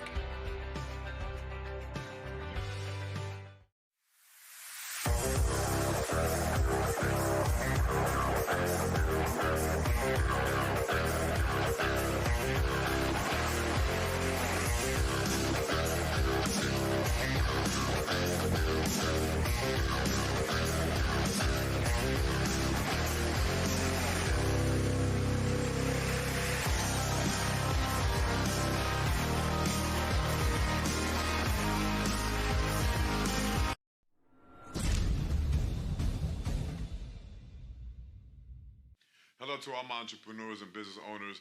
I am the Carlos Leguizamo, CEO and owner of Order Digital. We are a creative service agency that focuses on multimedia, marketing, and branding for your business or brand. We have shifts running 24/7 to suit your schedule and work with all budgets to bring your ideas to reality and raise them to the golden standard in your industry. Look for us on Google and all social media platforms. Also, hablamos español. Thank you and God bless. You work hard to protect the things you love, your car, your home, and your financial future. East Texas Benefits will work just as hard to ensure your protection during these trying times. Our experts are trained to find the best policies tailored to any budget, but at the best insurance agency in Tyler by the people who make us who we are. Book a free consultation today at easttexasbenefits.com. East Texas Benefits, local knowledge you can trust. A Better Business Bureau A+ accredited business.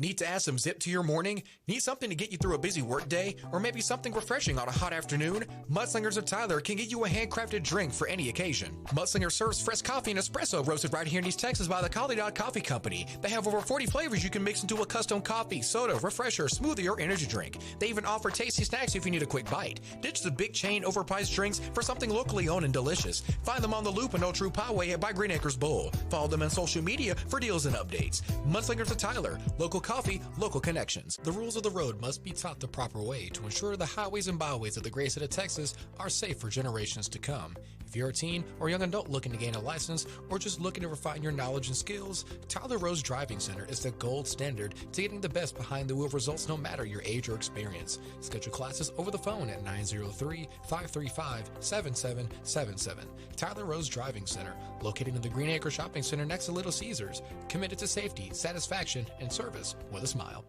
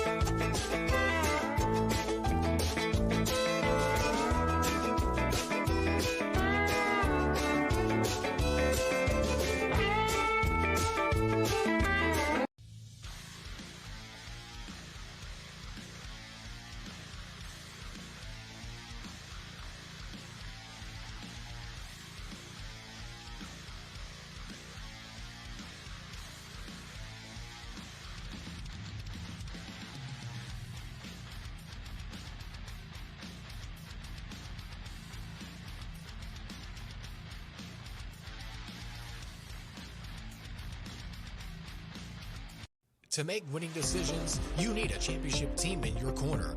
Monument Realty, led by Anthony Hyder, is that championship team. With countless houses sold in the Dallas-Fort Worth Metroplex, you're sure to score the right abode for you and your family. If finding the perfect home is in your future's game plan, then Monument Realty and Anthony Hyder are your perfect play call to get the job done. Monument Realty in Frisco, Texas, the official realtor company of the Dallas Cowboys, the Texas Rangers, and the Antlers Sports Network.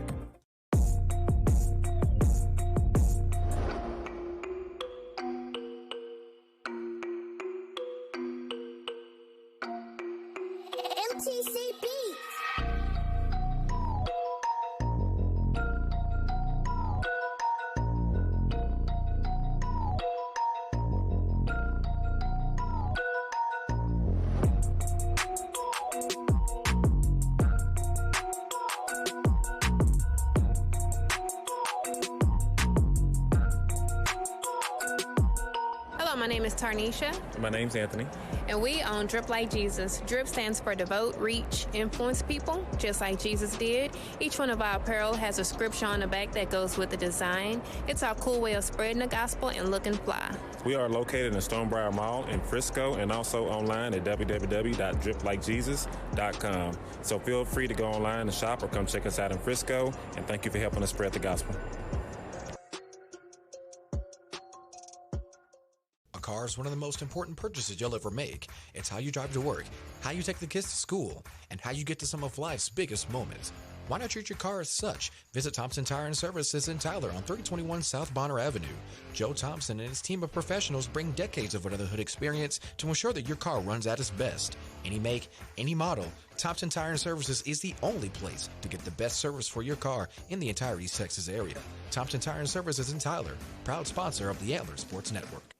Back here at the Kelly's Tattoos broadcast booth for the Allstate Good Hands halftime report brought to you by the Moody Agency and Frenchie Jones of Tyler. Allstate, are you in good hands? Let's talk to the panel about that first half of play. First, starting with the Langston Lions. Starting with Chris, what did you see from the Lions so far positive?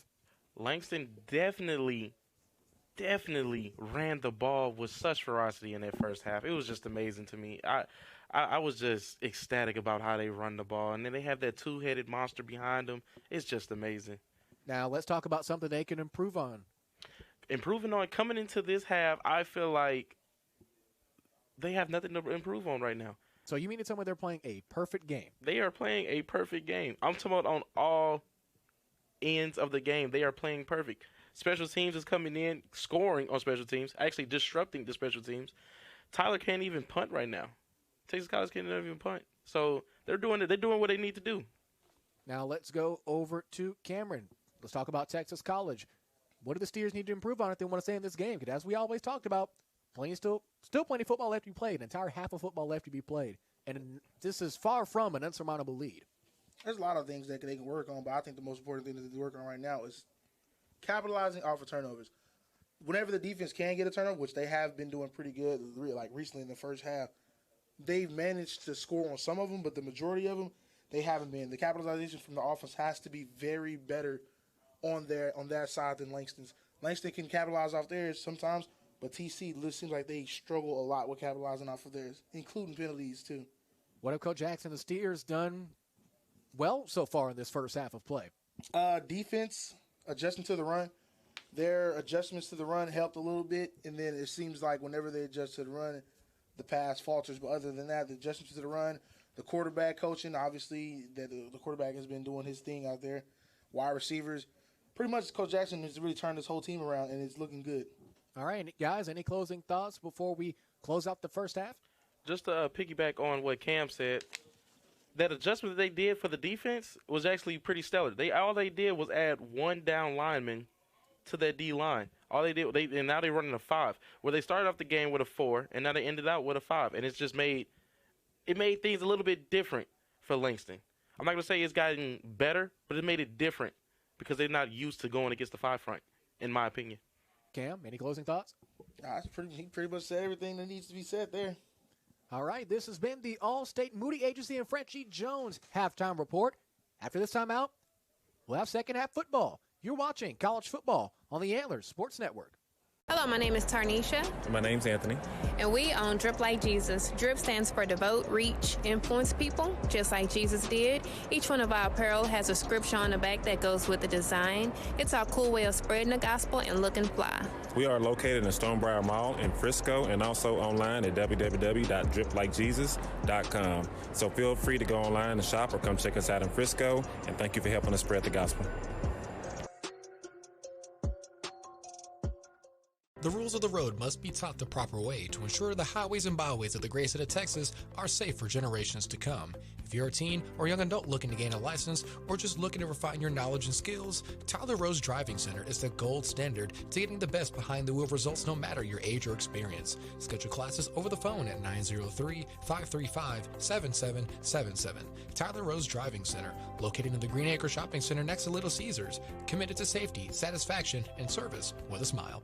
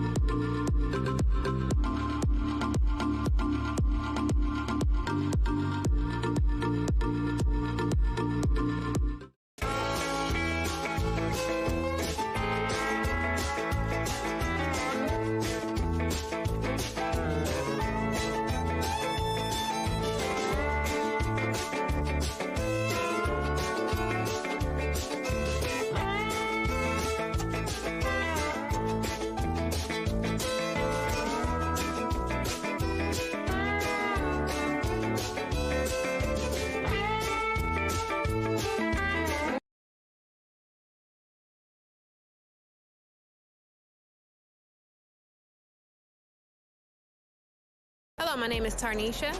My name's Anthony. Need to add some zip to your morning? Need something to get you through a busy work day? Or maybe something refreshing on a hot afternoon? Mudslingers of Tyler can get you a handcrafted drink for any occasion. Mudslinger serves fresh coffee and espresso roasted right here in East Texas by the Collie Dog Coffee Company. They have over 40 flavors you can mix into a custom coffee, soda, refresher, smoothie, or energy drink. They even offer tasty snacks if you need a quick bite. Ditch the big chain overpriced drinks for something locally owned and delicious. Find them on the Loop and Old Troop Highway at by Green Acres Bowl. Follow them on social media for deals and updates. Mudslingers of Tyler. Local coffee, local connections.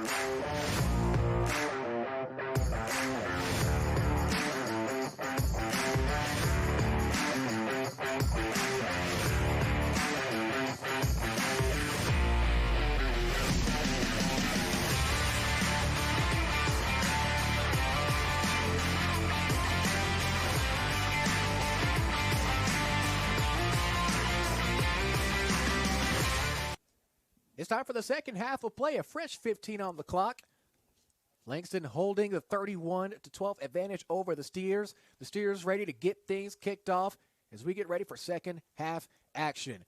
In the All-State good hands, Moody Agency halftime report, we talked about both teams need to do. End-over-end kick, muffed by multiple Lions, but it's going to be Allen who comes down with it. Makes a move, and he's brought down immediately after that shifty move. Didn't get too many extra yards, but 14:55. Honestly, Langston, Chris, you talked about they're playing a perfect game, but I still see some possible cracks starting to form, especially on that offensive front.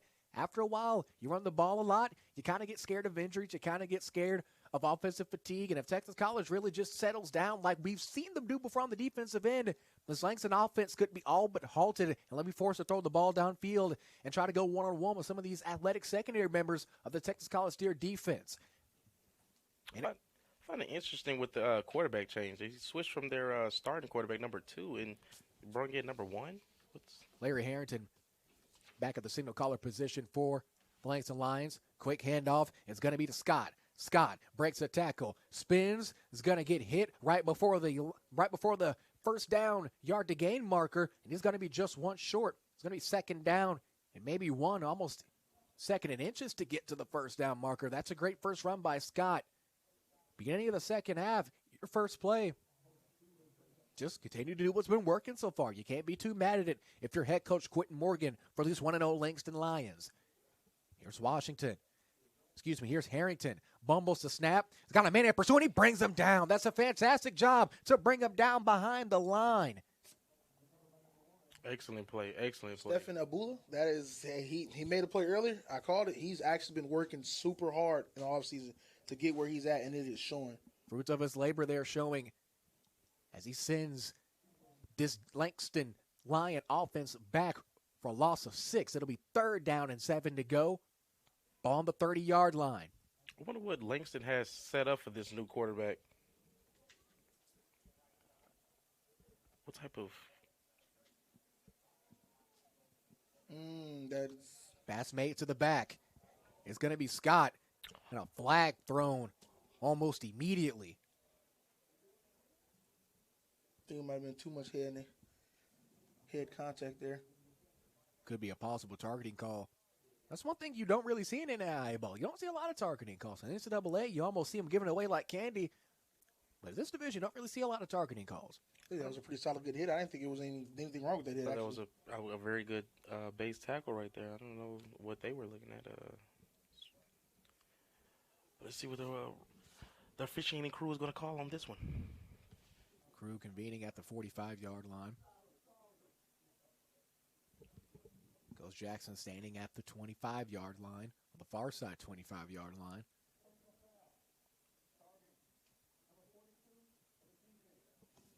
And it was targeting, just like you called it there. Success of celebrating by the lineman is. And of course, the targeting call results in an automatic ejection from the ball game. That's going to be on the linebacker Chuck Garrett. His afternoon is officially over. In the third quarter, 13 minutes, 37 seconds left to go. And that penalty move the Langston Lions significantly up the field and immediately into Steer territory on the 40-yard line. I do not agree with that call. At all. Here's Harrington. Back in the gun. He has an H-back and a fullback behind him. Fakes the handoff, looking, steps up, is going to do it himself. Here's Harrington. Harrington running. Immediately swarmed and corralled out of bounds by a host of Steers. That's one thing I didn't see from the, what is his name? Raekwon Washington. I didn't really see him leave the pocket as much. Run the ball as much. I see this quarterback actually doing it. Well, some would argue really hasn't had to. So far, this Langston offensive line has pretty much done a 50-50 job of holding off that Texas College defensive front. Looks like we're back in the famous five-down line. D lineman there. And, of course, Langston trying to match with an extra tight end. Here's the handoff. Off to his left, rushes off a tackle, but brought down yet again. He might have even lost a yard. Ball is out, but looks like Langston maintains possession, and they do what's going to be third down. Loss of 1 on that play. Fantastic job by that Steer defense. The 5-down lineman seems to continue to work and the Steers to continue to go to the defensive well. If it ain't broke, don't fix it, I guess you could say. Stephen Abula came all the way from the backside to clip the running back, and there the rest of the D-line handled up. Everybody coming down, 11 men to the ball. That's exactly what you need to see. His athleticism is definitely something that needs to be noted right there. Here's Harrington. Empty backfield, takes a snap. Finds him in the middle of the field. He's got a first down and more. That's Hansford again. First down and a little bit of extra change as they move the chains for another line first down. They're giving up too much time back there for the quarterback. Now that's kind of the double-edged sword that you see. You get in that empty set, you might want to go 5-down lineman just to get pressure on the quarterback, but at the same time, if they're matching with you tit for tat on their offensive front, it's kind of really nothing much you can do. Here's Harrington again, finds a man in the middle of the field, might have been incomplete. Are they going to say he's down? Some officials saying it was incomplete, and it is. They're going to call him incomplete. No catch there. Second down and 10. Ball's on the 23-yard line. 12:05 left to go in this third quarter. The Steers looking to try to stay firm on defense, trying to get this defense off the field. Back in the pistol here for Larry Harrington. If you're watching this game, you know this Texas College defense has definitely put in some work through all the trials and tribulations. Harrington makes the throw. That's going to be a tough grab if he gets it. Bills are calling it complete. It's going to be 1st and 10. Miraculous catch by the receiver as they're going to mark him down at about the 8-yard line. 1st and goal, Langston Lions. It's another thing we haven't been seeing a lot, point out of the pistol like that. And we haven't seen that a lot at all. Usually in the pistol they take off with a run, but a quick pass there, and that's a quick completion. That's the beauty of being able to have a strong run game. You open up the passing game. As we've seen this Langston College offense, not afraid to switch it up, not afraid to adjust. Here's the snap. Into Scott. Scott met at the line. He's going to be brought down for no gain. There's that Texas College defense again, as we keep talking about. I feel like we say this almost every defensive possession for the Steers. They find a way to make stops. It's just Langston finds that one bang-bang play that ends up in 6, or in some cases even some kind of points on the board. But if Texas College can try to neutralize the big-time plays, so they can neutralize the home run ball, they can get back in this game. They can easily get back into this game. Only 31-12 with 11 minutes and 10 seconds left to go in the third. Ball on the 9. 2nd down and goal. Here's Harrington in the gun. Both of his backs to the left side. Lone receiver to his left. One slot receiver, no wide out to the right. He's going to keep it himself. Goes to the corner of the end zone. He's got one man to beat. No, they're going to get him short yet again. Fantastic stop by Texas College and that secondary to make him go into the sideline and close off that path to the end zone.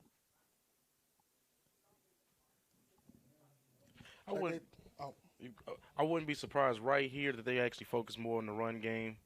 Try to go ahead and punch it in, see what this 5-down lineman can do.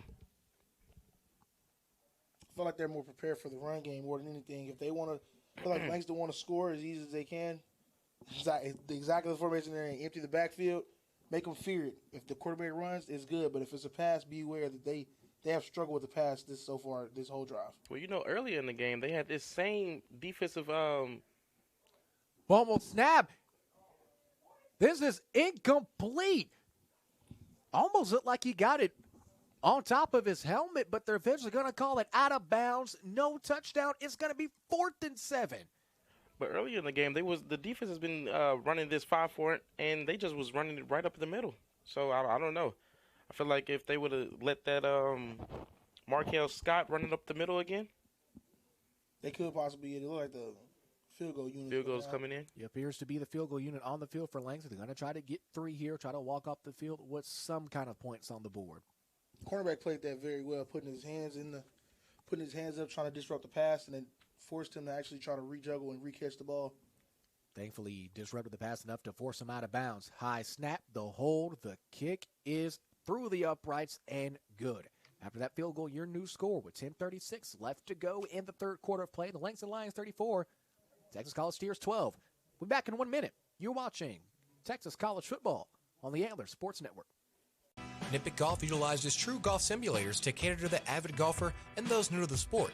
With True Golf technology offering advanced analytics. Feeling hungry? Try the Knockout Pizza, Parmesan Crusted Pretzel Bites, or the T-Box Tacos. Bring your own clubs for parties, corporate events, fundraisers, league play, and more. Take the green on 97 prestigious courses. Learn the game of golf from PGA Tour champion and Hallsville native Roy Pace. Enjoy a day out with friends and family with hourly passes and memberships available. Nippet Golf Longview, 414 West Loop 281.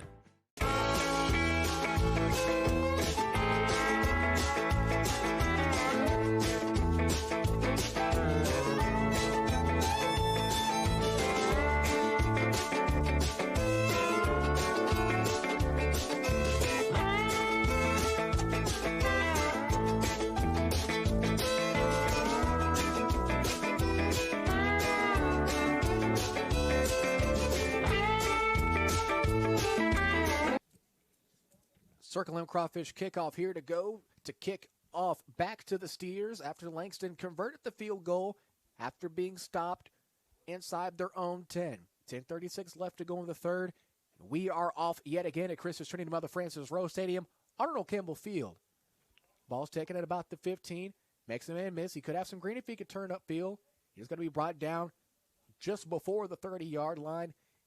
Coach Jarrell Jackson, the Steers will take back over. You're on offense now. Your defense held them to the 3. What's the game plan? I would say keep the run going. They had a nice – the last drive we saw positive yards from the run. Get the run going. If you need to, you put the ball in the air, but I don't really think they need to. The run, they should piggyback off the run for right now. Sadler in this Steer offense trying to get something going. Sadler's been almost sent to the slaughter at some points. I feel like that's their biggest thing right now is just that old line. Let's get some possession. Some protection on your quarterback right now. Get Sadler some time. We know he can make a play. Here he is in the gun. Looking, ball is tipped, and it's intercepted by Langston. Ball's back on the ground. Did Texas College get the ball back? I saw a lineman fall on it relatively quickly. It looks like Texas College did get it back. Fantastic job by Rondarius Franklin to turn back around and get his hands back on the football.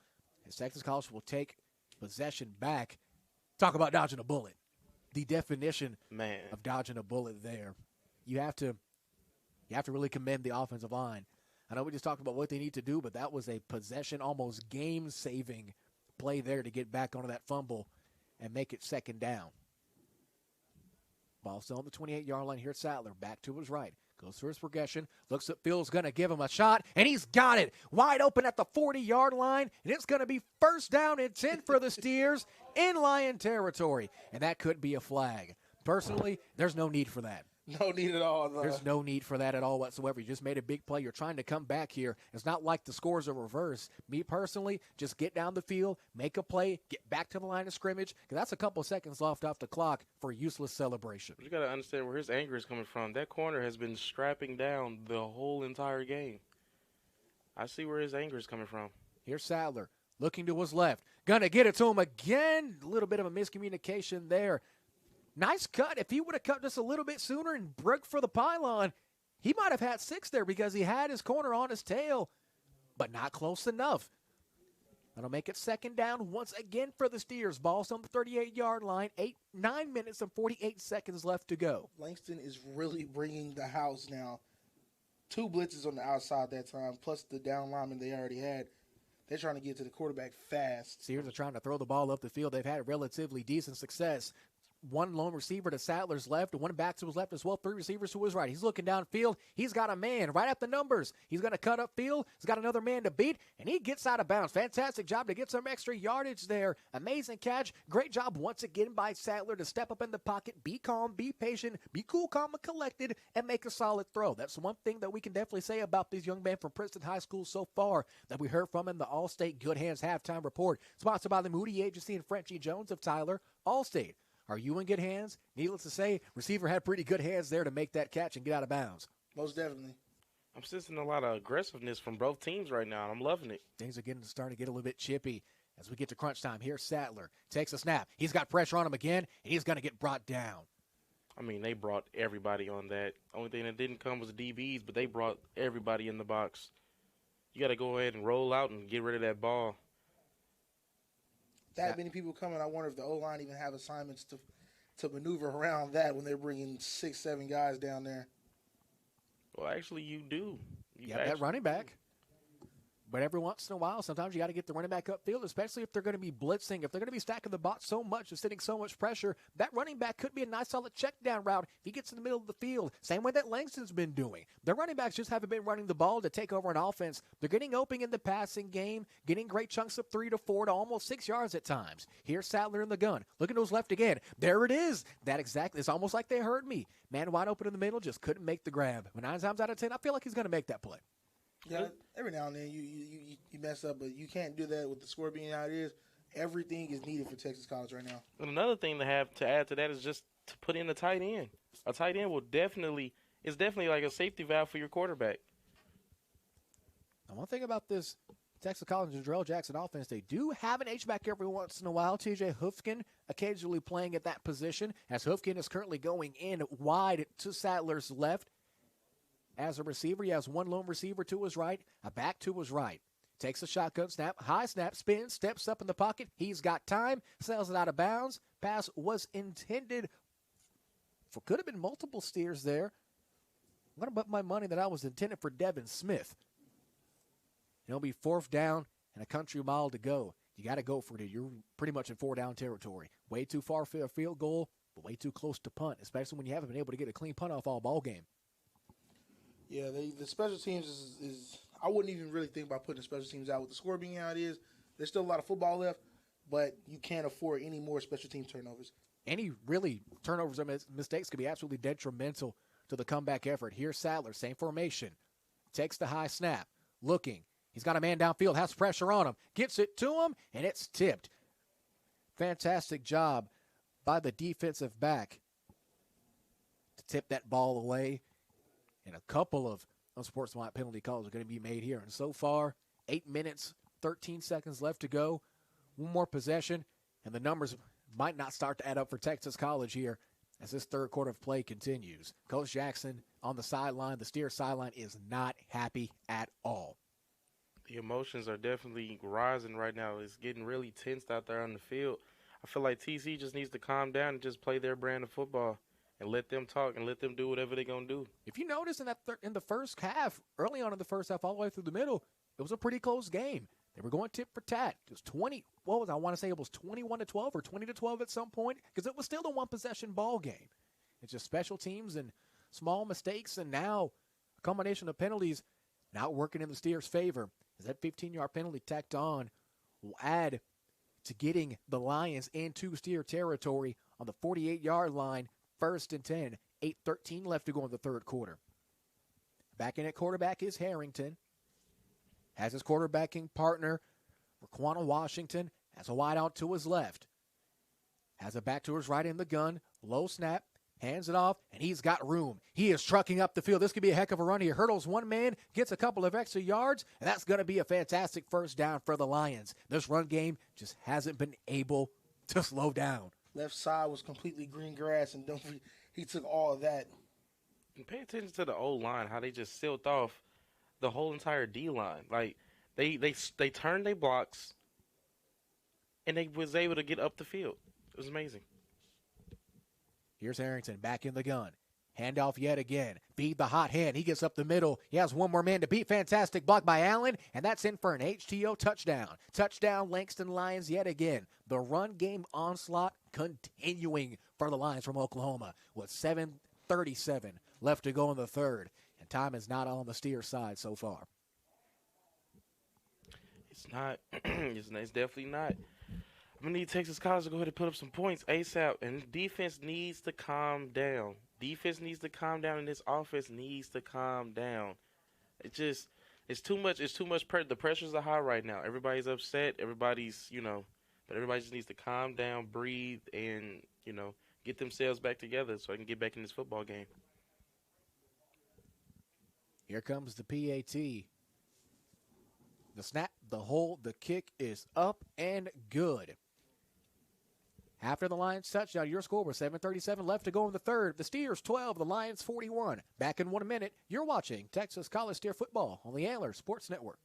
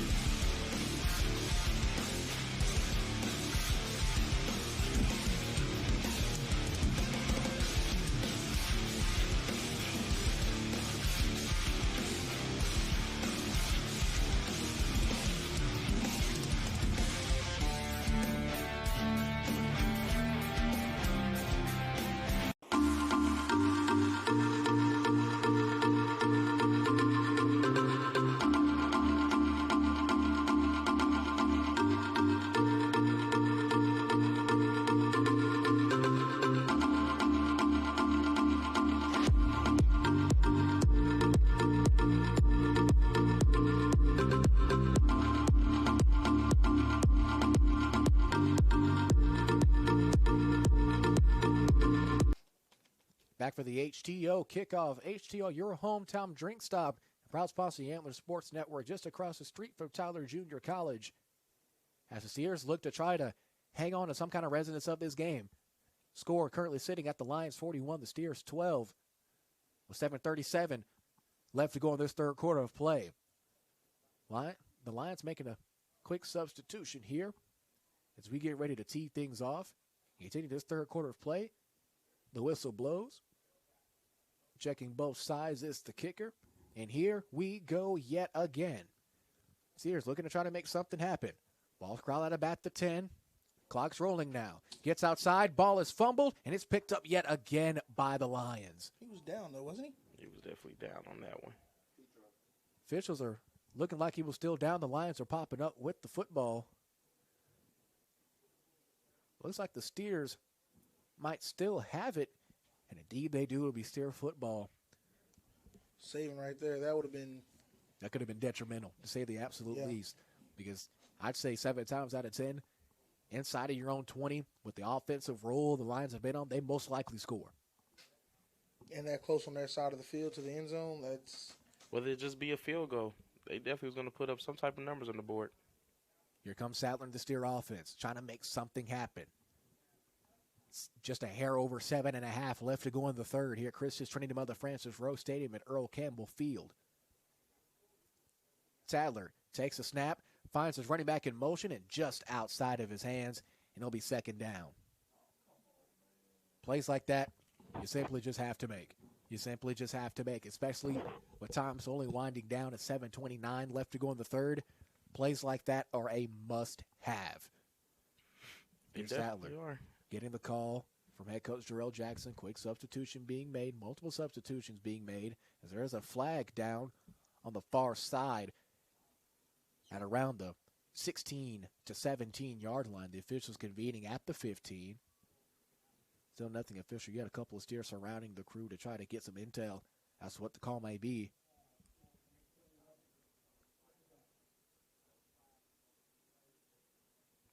No flag for unsportsmanlike conduct. It'll be waved off.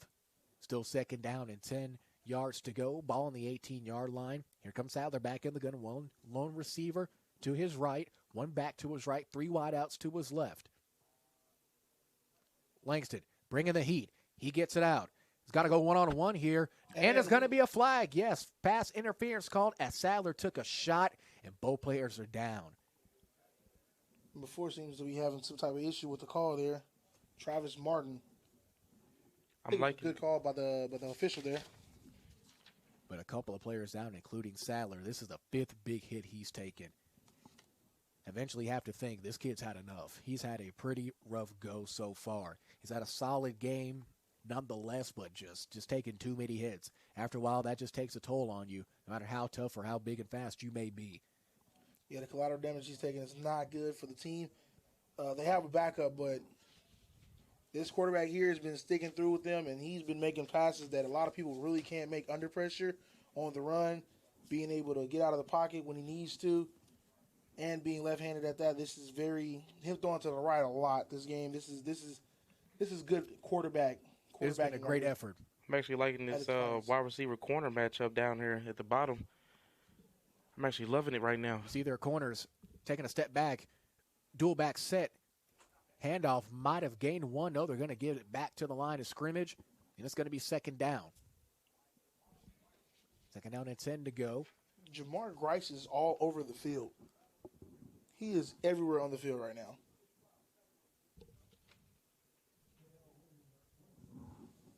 It's going to be second down and 10 after the Tardell Williams carry goes for no gain. Texas College showing a little bit of a 2 running back set here with 1 slot receiver. That's going to be on Sadler's right. 1 lone wideout to his left. Takes a snap, steps up, pressure's on. Fantastic ceiling block. He's going to take it himself, slides down, and that's got to be a targeting call. The quarterback, Sadler, gave himself up with the slide and still got hit. That's a pretty good call there, I have to say. Sadler playing here smart. He's already been bruised and battered this whole game. He didn't need to take any heavy hits. Making a slide and actually drawing that flag there, that actually would actually improve Texas College's drive right here. You can kind of give the equivalent to taking a charge in basketball, almost in a way. Pretty much, the quarterback slide is really pretty much a gamble. A lot of the times, if the defender gets too antsy, he can avoid it. But a lot of the times, they will indeed slide with the quarterback, and that will always be a flag. We've seen many times quarterbacks give themselves up in order to convert that slide. We've seen multiple careers be shortened as well. Is that slide even worth it? Is it worth losing your starting quarterback? In some cases, sometimes you got to leave it all on the field. That's really up to the quarterback's discretion. And Sadler putting his body on the line for his team, you got to respect a man for that, especially as your signal caller for the leader of the team. You got to respect that.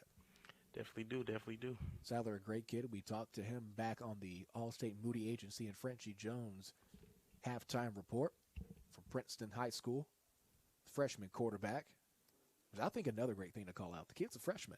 Yeah, playing like this from straight out of high school, this is showing tremendous promise. Ball will be moved after the penalty, the 48, knocking on the door of Lion territory. Official instructs the clock to run as we hit 6.5 minutes. Sadler in the gun, 2 backs yet again. Here's the snap.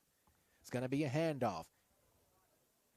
Handoff gains about a solid gain of 6. Here comes that Texas College defense as there's another flag yet again. Now, at this point, this is getting ridiculous. I understand that sometimes it doesn't matter what the scoreboard says. I hate to be this way, but just play ball, guys. Just play football. It gets to the point where just finish the play, get back to the line. Like I said, that DB and wide receiver matchup at the bottom, I knew it. That's going to be something to watch down there. Yeah, those two have been going at it with each other all game. And right now, we're getting ready to see the conclusion of it. This Travis Martin matchup is getting real entertaining to see because they are going at it. I tell you, they are definitely going at each other's neck right now.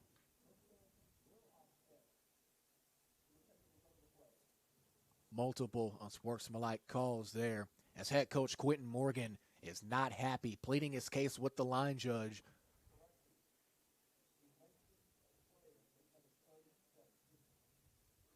Correction there on who the last unsportsmanlike penalties were on. And it's going to be a timeout taken by Texas College, and we'll take it with them. Back in 1 minute. You're watching Texas College Steer Football on the Antler Sports Network.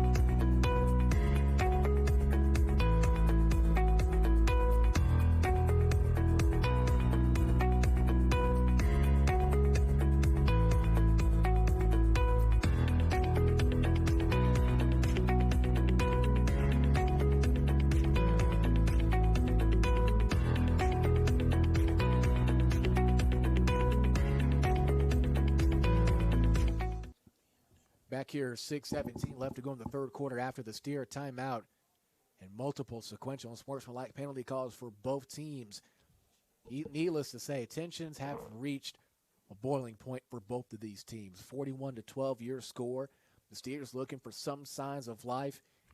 It's second down and 3 to go from the 45-yard line. Sadler takes a snap, looking, has a man, he's got a first down and looking for more. Misses one tackle, he's got some room on the outside. He's turned the corner, he's at the 20, the 10, 5, goal line, touchdown Steers. And there is the big play the Steers needed to keep in this ball game. He's got a cramp on the field there.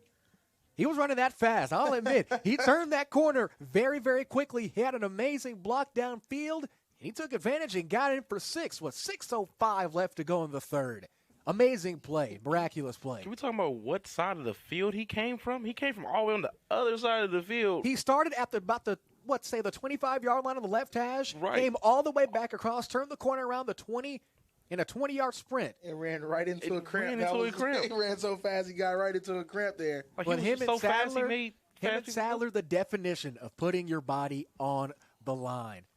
Wouldn't even known he had one until he got done with the play. That's how good it was. He might have had amazing play. He might have had that cramp about the 2-yard line, but the sheer adrenaline rush might have Might have negated the feeling of the cramp, and then eventually when he scored across that pylon, his body just gave out. I'm not mad at it at all. That's something you love to see. I believe that's TJ Hookfin there. Yeah, this is exactly who that is. Hoofkins has played a pretty solid game. Man's got wheels. He has wheels. He definitely has wheels to beat out 4 Langston Lion defenders and get a fantastic block outside from his receiver and take advantage and turn that corner as quickly as he did. That was a heck of a play. Then turn on the afterburners as soon as he turned that corner. As soon as he turned the corner, just jetted again, off. Acceleration. As he is getting helped off of the field, I salute your effort, young man, as Coach Jackson comes to meet him at the goal line. That's something you have to respect. Even with the score, no matter what's happened with the game, with the tensions and all the flags, sometimes a good play like that just boosts your spirits up a bit, you know?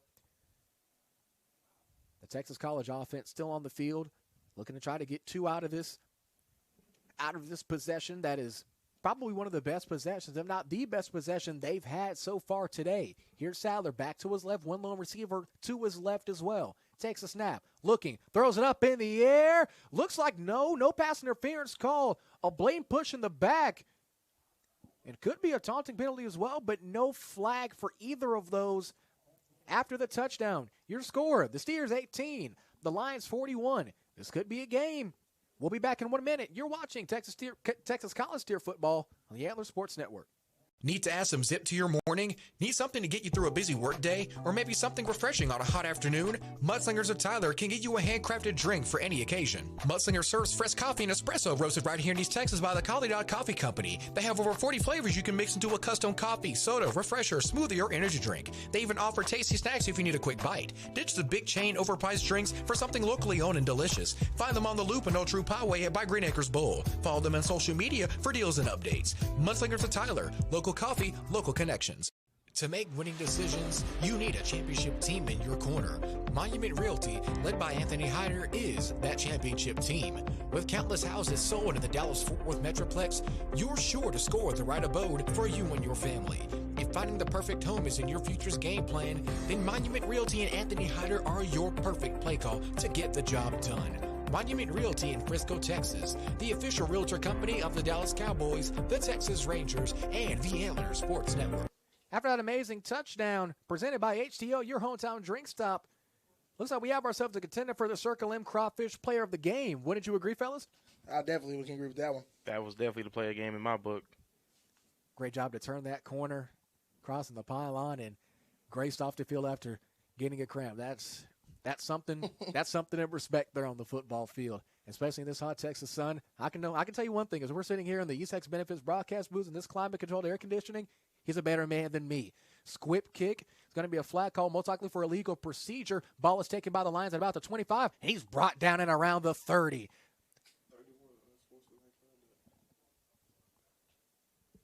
Flag thrown at around the 35-yard line. Going to be offsides, most likely after the kickoff on the Steers. Either way, it was 6 minutes flat to go in this third quarter of play. Needless to say, these Steers still got some gas left in the tank, still got some fight left in them. Let's see if they can maintain it, make something happen on the defensive end. Could be first down and 10 on the 29-yard line for the Lions. This defense, they need the defense more than ever right now. Momentum on the offense has just shifted very well. The whole team should feel good. Defense can get a stop, and we might have ourselves a ball game right here. Oh, look like they switched back to that forefront instead of that 5 from what it looks like on pre-snap. That offsides penalty being enforced here is going to be first down and 5 for Langston. I'd say their average yardage per carry would be about 5 or 6 or so yards. They've done a great job maintaining this offensive run game. Let's see if it continues. And they do. Here's the handoff. Greg City outside. He gets popped right at about the yard line to gain, and he's going to get it. That's a fresh set of downs for the Lions yet again. Doesn't matter who they bring in at running back. Looks like they're still going to make something happen. Looks like one of the running backs are actually down right now. He took a heck of a hit there. It wasn't really helmet to helmet. Looks like he got that shoulder down just in time. But either way, that was a heck of a hit. Stefan Abulo there on the tackle again. He seems to be everywhere on those run plays. I can tell you that. The way he fought off that block on the wide receiver was just excellent. That's one thing about this Texas College offense and defense that I really think that people should pay attention to. No matter what that scoreboard may say, there are a lot of great things on the offensive, defensive end that Coach Jarrell Jackson can go into next week as conference play slowly gets harder, and they have about 3 or so ranked teams, nationally ranked teams on that schedule. Well, that's so many good teams in your conference that are going to come to your house. You have to travel to them, especially on those long Arizona trips. Little things like this and games like this are great to look back on. They're great to improve on, things that you can look back and practice and film and say, hey, we might have done this wrong, but we did this right. Let's build on it. Let's make each other better. And even as a coach, in your first year, there's so much upside. There's a lot more upside. As you guys have seen watching the Steers after the past season and past regimes as the years have gone by, there's a lot of hope in Texas College. There is a lot of hope out there. It's just brewing. It's boiling right now, and I love it. I can just smell W's right now. I can smell them. Well, so far, it looks like the Langston Lions are smelling a first down and 10 from the 45-yard line. 5:53 left to go in the third quarter of play. As the officials come back onto the field after conversating with head coach Jarrell Jackson. He instructs the clock to run, and run it shall. 5:50 and counting left to go. Here come the Lions. Here's Harrington in the gun. Takes a snap. Takes the handoff. He's going to keep it himself. Fantastic block on that outside. He's got the first down and looking for more. He tiptoes out of bounds. There's going to be another fresh set of downs for this Langston Lions team. It's going to be yet another flag, 2 more flags. At this point, this is ridiculous. I know we talked about this earlier, but I've seen the flag more in the air than the football be in the air so far. This is just play the game. Play the game. Every play, it's been something. There's another flag. Just play ball, guys. This is ridiculous. This is absolutely embarrassing. From both teams, play football. I'm under the impression that Langston at least spends an hour of practice getting their trash talk together. There is no sportsmanship whatsoever amongst any of the teams. Not at all. That one completely negate that last run, and that's the biggest downfall of all of this, even for either team. They get in a sportsmanlike conduct penalty after a big play. Guess what? It's like it never even happened. You lose yardage after this. It gets ridiculous to a point. It looks like most of them are going towards Langston's side. Like they need to calm down. The coach needs to actually get them under check. That's Larry Harrington with the trash talk on that play. Clock rolling here. 5:35 left to go in the third quarter. After the penalty, ball will be placed back on the 44-yard line. First down and 10. Harrington in the gun has 2 backs with him. 1 slot receiver. Hands the ball off down the middle. It's guess who? Taj Davidson. Davidson looks like he might have gotten that first down right back as if the penalty never happened. And it's going to be another fresh set of downs as the clock stops. The Texas College defense has to regroup here. That last penalty pretty much gave you a chance to hit the reset button, and you pretty much give the exact same amount of yardage back. They got to get some consistency on the defensive end. Steers now showing a 4D lineman front. Haven't seen that five-man front in a while that we saw them have relative success with earlier in this game. Harrington looking. He's going to get pressure, and he's going to be brought down right at midfield. That's going to be a fantastic sack behind the line for a loss of 4. Second down and long for the Lions after that sack. Great job by that Steer defense to get to the quarterback. Even though he stepped up in the pocket, still able to follow, still able to get the retrieval and bring him down with 4:36 left to go in the third. Larry kind of held that one a little too long, more than he has all game, to be honest. He was looking to that left side where those 2 receivers looked like he might have had his first read, but just didn't get out of his hands, and the Steers made him pay for it. It's second down and 14 on the 50. That bumbles the snap. Texas College has a chance here. They got 1 man at the quarterback, and they bring him down. They're going to bring him down to the 25-yard line. The Steers are reeling on defense here. They just got to take advantage. That's the biggest thing. They got to take advantage, and they also got to go against the clock right now. It's 4 minutes left in the third quarter, and the fourth quarter is just around the corner. They got to do something right now. In that fourth quarter, we will choose the Circle M Crawfish player of the game. A couple of guys in contention, but we as a panel will discuss and eventually pick out that Circle M Crawfish player of the game. 3 minutes, 45 seconds and counting. Langston looks like they're taking their time. Not the same pace that we saw in the first quarter. Every once in a while, we would even see the Lions hop in a no-huddle formation back when this game was in its infancy stages. Empty backfield, 5 wide receivers, 2 in the slot. Here comes Harrington. Harrington, low snap, bobbles it, low throw, brought down by Haspert. Haspert looking up the field, is going to get right past the 40, and they're going to bring him down the 41-yard line. It's going to be 4th down, and it could be punt time. Yeah, you see that a lot in the NFL. A lot. Them throwing pretty much a screen, trying to get the ball away from, give Bunner a better chance to put the ball more on their side than it is on his own side. There, and they did pretty good with that one. It was actually a pretty good, nice meso screen, a middle screen at that. That'll be the first time Langston brings up their punt team today. Only one man back deep for the Steers. Steers get pressure on it. High kick, and he bobbles it. And it's going to be Langston football. No ball, still bobbled, and the Lions still look like they have possession. That was going to be the big break the Steers needed inside of the 30. Just couldn't come down with it. That could be a costly mistake. The Lions saying they have it. Look at, they're still trying to find the ball. The officials say they do.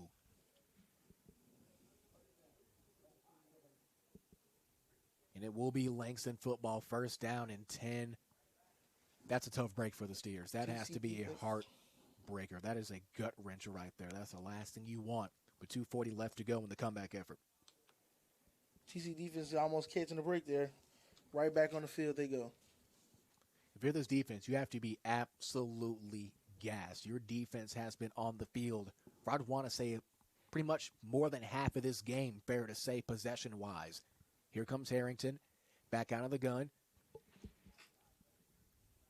Has a back behind him. Here's the handoff. Immediately met by pressure. Gets about an extra yard or two. After being met by a host of Steers, he's going to get a gain of around 3. It's going to be 2nd down. And I want to say about 2nd down and 6 to go. That was Davis on that last carry. This is really bad on your defense. Like, they just got off the field, and now they're right back on the field in a tough situation right now. Might have been the shortest run today from Langston. Langston deep inside of Steer territory. Here's the handoff to Davidson again. Davidson gets popped, spins off of the tackle, breaks off another tackle, but is eventually brought down, but not before he can move the chains. Going to be 1st down and 10 inside of the Texas College Steer 20-yard line. Minute 56 left to go in the 3rd quarter. Time is slowly ticking away. The Steers have 3 timeouts. The Lions have 2. Ball will be placed on the 17-yard line.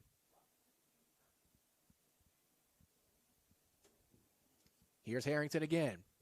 Once again, Davidson to his left. One slot receiver to the right. Hands off to Davidson again. He cuts back upfield, looking for a hole, and he gets it. He's going to get just at the 11-yard line. It's going to be 2nd down and short for this line offense. They are reeling once again. Davidson, he's found his groove. The Steers seem like they had an answer for him in the middle section of the 2nd quarter, but now he seems like he's gotten his groove back. And pretty much at the perfect time as they try to put this game away, 41-18, 1:10 left to go in this 3rd quarter. High snap, hands it off. This time it's to Scott. Scott looking for the end zone. He gets brought down just in time, but it's still going to be enough for a Langston 1st down. They're going to mark him out at about the 2-yard line, it seems to be. It's going to be 1st down and goal for the Langston Lions. 55 seconds of counting left to go in this 3rd quarter of play. Seems like almost if Langston get in the red zone, it's guaranteed points. Well, yeah, because they actually have a field goal kicker. Yeah, that too. Their kicker's 1 for 1 so far. And in field goals, he's gone perfect from extra points as well. Bouncing to the outside is going to be Scott, and Scott gets in for the HTO touchdown. The onslaught continuing by courtesy of this Langston Lion rushing attack. 33 seconds left in the 3rd quarter, and the PAT team comes right back out to try to make this a 48-18 ball game here at Christus Trinity Mother Francis Rose Stadium. Well, one good thing you could really take out of this, that the Steer defense gets a chance to get a bit of a breather here.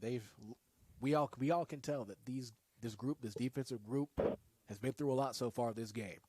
They definitely have. And I really, my heart goes out to them because they definitely put their heart out on the game.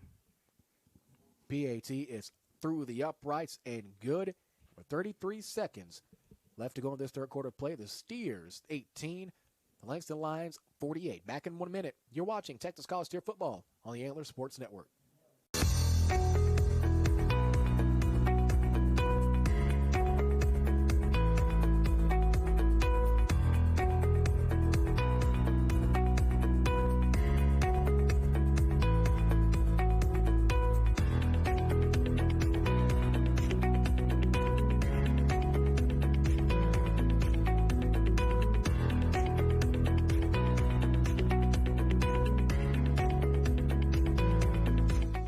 You work hard to protect the things you love, your car, your home, and your financial future. East Texas Benefits will work just as hard to ensure your protection during these trying times. Our experts are trained to find the best policies tailored to any budget, but at the best insurance agency in Tyler by the people who make us who we are. Book a free consultation today at easttexasbenefits.com. East Texas Benefits, local knowledge you can trust. A Better Business Bureau A+ accredited business. Back here with the third quarter of play with 33 seconds and counting left as Langston kicks things right back off to the Steers. Ball is caught about the 15-yard line. Might have the middle of the field here, and he makes a fantastic truck, and he's still up. That's a heck of a hit stick there at around the 25-yard line. That's pretty much as good as you've returned as Texas College has gotten so far, especially after that last one muffed and resulting in a turnover that ended up in a Langston Lions score. It's going to be first down and 10 for the Steers on the 25-yard line with 25 seconds left to go.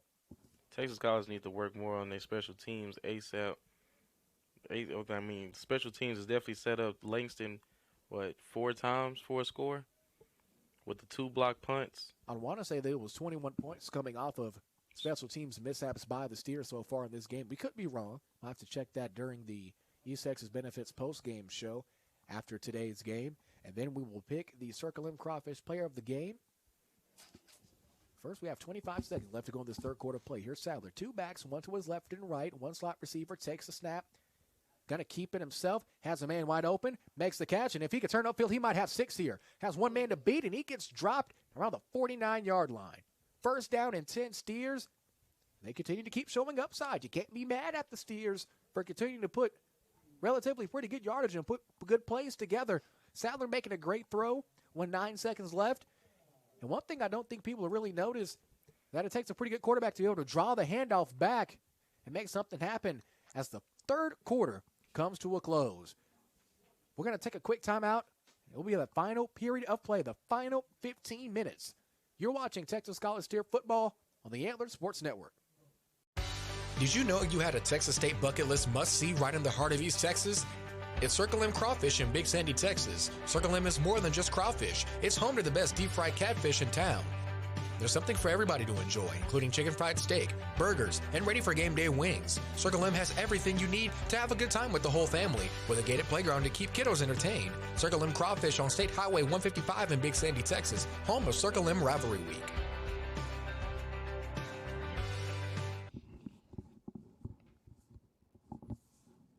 Fourth quarter here back as we have a technical difficulty here on our main camera here. Chris is turning to the Francis Rose Stadium.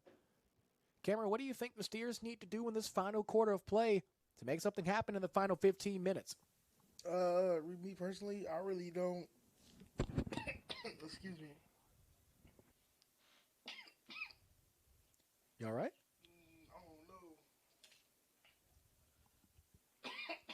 Texas College takes back over first and 10. Here's Sadler. Makes a throw across the middle. Heck of a play to the outside. Bounces off a tackle. Bounces off one more. And they're going to be deep inside of Langston Lion territory. First down and 10 after the amazing throw from Sadler. Sadler's trying to catch his groove here. That's back-to-back first downs of more than 12 yards apiece. Those plays of 10 yards or more are brought to you by Allstate and the Moody Agency and Frenchie Jones and Tyler.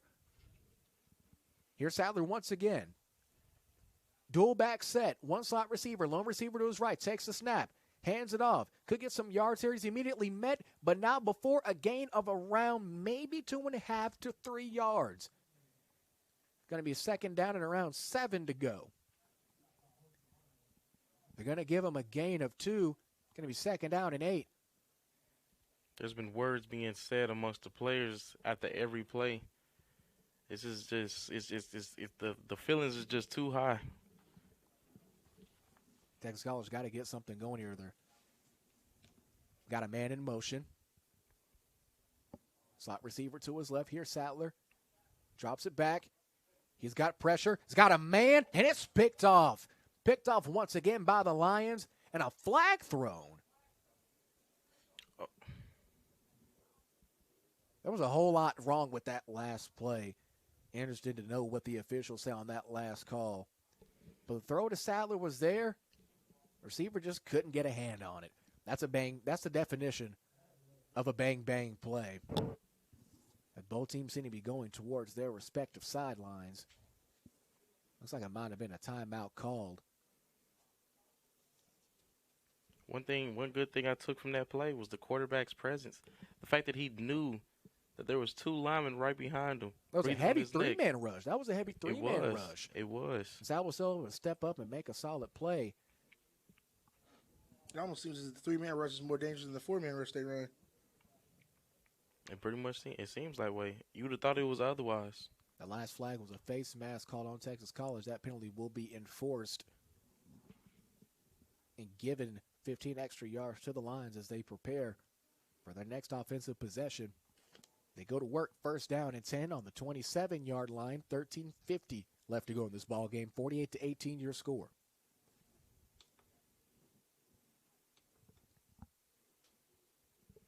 New quarterback in now. Takes a snap, has it back to the outside, gets some solid steam, going downhill, gets a gain of 11. Fresh set of downs to be once again first down and 10. Looks like we got another running back there. New running back, new quarterback. Looks like a fresh set of legs on almost all facets here for Langston. Try to get numbers on them as soon as we can. And here come the Lions. Once again, first down and 10, this time from the 38-yard line. One back, one slot receiver, lone receiver to the right side. Bobbles the snap, and this could be trouble for the Lions. And he immediately brings himself back down before the Steelers could get to him. That's going to be a pretty big loss of more than 10. Ball will be placed back down at the 25. It's going to be second down and a country mile to go for the Lions to try to get back upfield. Langston's been having some real center problems here. A lot of snaps going over the head or too low. A lot of chasing from the quarterbacks there. Both teams have really kind of had this issue, and I guess you could talk it up to it being early in the season. You know, both trying to get your personnel together. So part of me can understand a few mistakes here and there. Here come the Lions. Snap. Quarterback going to keep it himself, and he is stuffed behind the line. That's going to be another loss. This time it's going to be a loss of 5, and yet another flag on the field. I think it's official. We have seen more flags in the air than footballs in the air. Unnecessary celebrating right there. You already losing bad. There's no reason to talk trash right now. Even no matter what the score is, there is no reason to pretty much act like an immature child at that point. 12:28 left to go in the fourth quarter. Just try to get something positive going and try to get home. You made 2 back-to-back fantastic defensive plays that resulted in losses of almost 10 yards apiece. And now that's pretty much going to be chopped in half after one decision being made. You have to look at the end game. I understand tensions are high. I'm a former athlete myself. I played basketball for a while. I've been in some tense situations, but at the end of the day, you have to understand the bigger picture at hand. You have to try to push them back, not push them forward by you going back. I understand sometimes there might be a little bit of extra chirping on the field. I get it. That happens in sports from baseball, basketball, tennis. I'm pretty sure pickleball even has trash talking. But you have to get to the point where you have to be mature. You have to sit down with your team and sit down with yourself and say, hey, they're going to talk. I know it. I need to try to get back in this game. There's some things that we can do to get back into it from a team standpoint. Do the right things and get back in the game the right way. This isn't the right way. And one thing I don't like, I don't see any team captain stepping up to get their players in order. It's only so much that a coach can do because the coach is not out there on the field with them. There has to be a captain out there to tell his players, calm down. You also got to have some self-restraint. Know that this is not also hurting you. It's hurting the team. You're slowing down the game, and it also, you just made a good play. Now it's coming back. Then just gave them the yards back. It completely negates any positivity you created on the defensive front. You celebrated like that at what cost? I understand that if you make a great play, yes, show emotions. You can be ecstatic. You can be jubilant. but know when to cut it off to a certain degree, especially when you know that there have been multiple, countless penalties called for that exact same reason. I was always told the definition of insanity is doing the same thing over and over again and expecting a different result. We know if you over-celebrate, you're going to get 15 tacked on. Now it's 1st and 10 for Langston. 12:28 left to go in the fourth quarter. Ball now on the 45-yard line. New quarterback in is the Baltimore, Maryland native, Jalen Knight. Knight receives the fumble, and it's going to be brought back down by his running back, Jalen Orange. The Oklahoma native saves yet again. Now, the exact same situation, almost like we're just watching the same play on repeat. Flag, fumble on the snap, loss of around 20. Last play, it was 2nd and I want to say 23. Now it's 2nd and 25. Ball's on the 20-yard line. 12 minutes of counting left to go in this ball game. 48-18 still your score here at Christmas Trinity Mother Francis Rowe Stadium. Be sure to keep it here for the East Texas Benefits post-game show, where we will award as a panel the Circle M Crawfish Player of the Game. Circle M Crawfish, the official seafood joint of the Antler Sports Network. Here's Knight. No backs. Finds a man down the middle.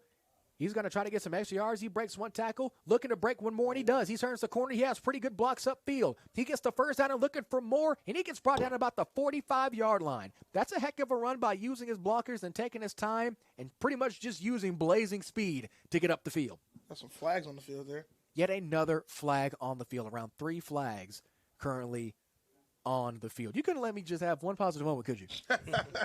Seems like TC takes one step forward just to go 3 steps back. And Langston has done the same thing as well. That's the scary part. Both teams have both done things that are just unnecessary. I think this is definitely going back on Langston. And I don't know what's going on with these bad snaps. They haven't changed the O-line at all. The center is pretty much the same. I wonder what's going on with that. Bring that play back. It's going to be a chop block called. Something told me that might have been a little bit too good to be true on that last possession. Are they going to send them back even more? This is going to be a pretty long second or third down here. Still waiting to see what the officials give here. It's going to be 2nd down and the definition of a country mile to go. I agree with you on that one. That one looked a little bit too good to be true.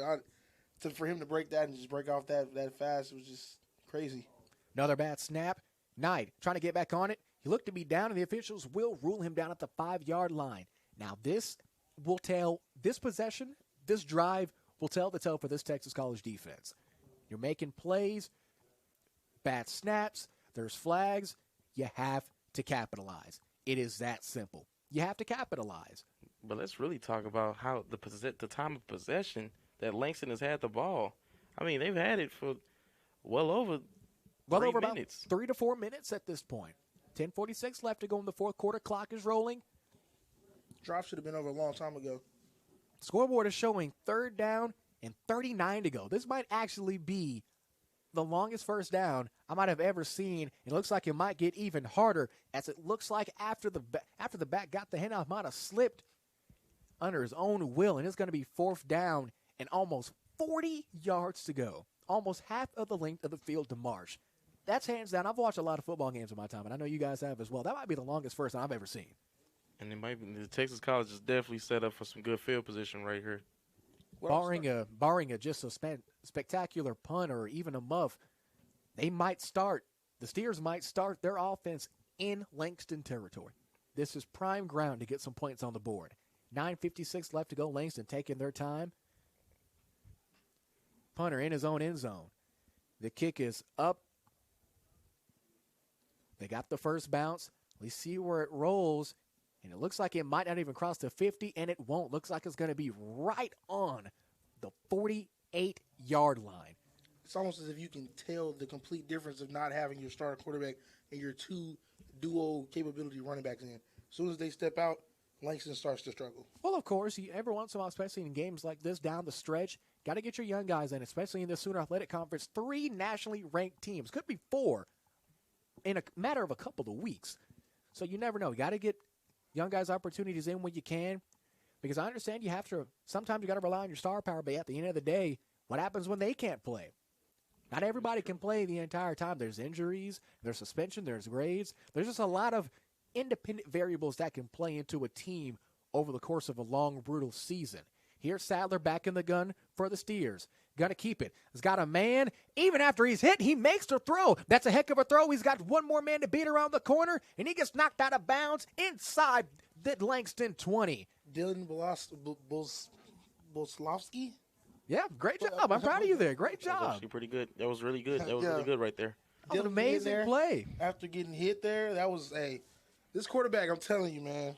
I think Sadler so far is an early contender for the Circle M Crawfish Player of the Game. I can honestly say that. He's been showcasing some stellar quarterbacking right now. One thing about this kid, 3 words. He is tough. This kid can take a hit and keep on swinging. Sadler back in the dual back set in the gun. He's got a lone receiver to his left, slot receiver to his right, and one even farther out on the top side of your screen. Hands it off to the back. He's trying to get a stiff arm. Mike trying to get a yard, but no, he's going to lose one. Couldn't get back to the line of scrimmage, and this is going to be 2nd down and 11 to go for the Steers. At this point, I understand you just want to try to spread your offense out, but if Sadler's got the hot hand of your receivers across the middle of the field or getting an open space, throw the football. Throw it. Yeah. Throw the football. If it's there, why not? Might as well. Yeah, the pass has been most dangerous right now. Tardell Williams running the ball. He kind of gives me a Maurice Jones-Drew type of vibe. Smaller set running back, but definitely has plenty of speed. I can see that. That's a pretty solid comparison. A little small bowling ball. Yeah. Bounces around. I like that. Here's Sadler in the dual back set. Takes it. He'll cross the middle into the end zone. Touchdown, Steers. Why'd I tell you guys? Go with what works. Put the ball in the air. That's Go what he said. with what works. You put the ball in the air, good things happen. The Steers have new life with 8:20 left to go. We already know what they're going to do. They're going to go for 2 here as Sadler gets the call with the rest of his receivers and backs. Try to get some extra points on the board. Currently sitting at 48-24 with 8:20 left to go in this 4th quarter. Here come the Steers. Jackson completing his orders. He's got one back. Let's call him the bowling ball, shall we? The bowling ball. Sadler takes a snap, comes across. Looks like it could have been something nice there. Could have been another bubble screen. The bubble screens worked well, but it's incomplete. And after the failed conversion, 8:20 left to go in the 4th quarter. Steers got new signs of life, ladies and gentlemen. Langston Lions 48, the Steers 24. Back in 1 minute. You're watching Texas College Tier Football on the Antler Sports Network.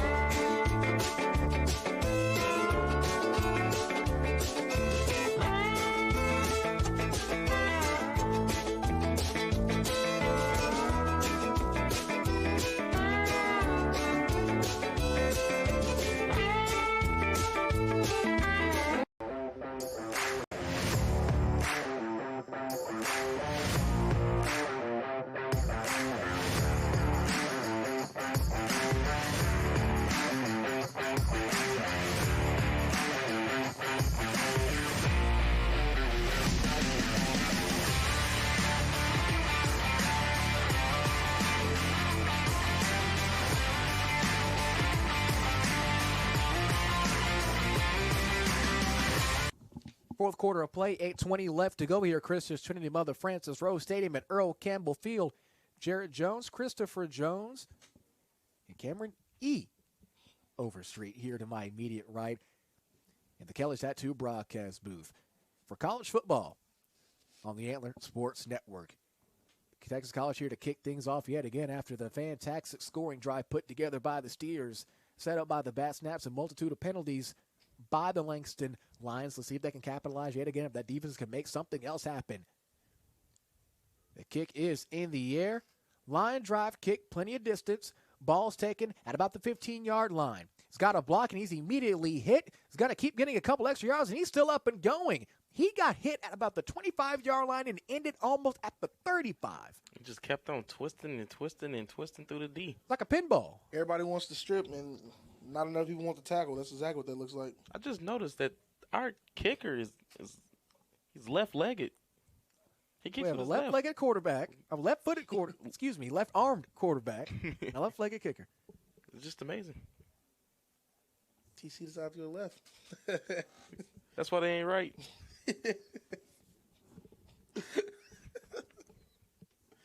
That's crazy. Here come the Lions, first down and 10. Back under center, starting quarterback Larry Harrington. Looks like they might have some of their first member. Looks like they have some of the first group back in here now. High snap. Handoff. Going to keep on going here. Looks like they have a bowling ball of their own. Just keep spinning around defenders, and it's going to be a gain of 8. Second down and short coming up for the Langston Lions.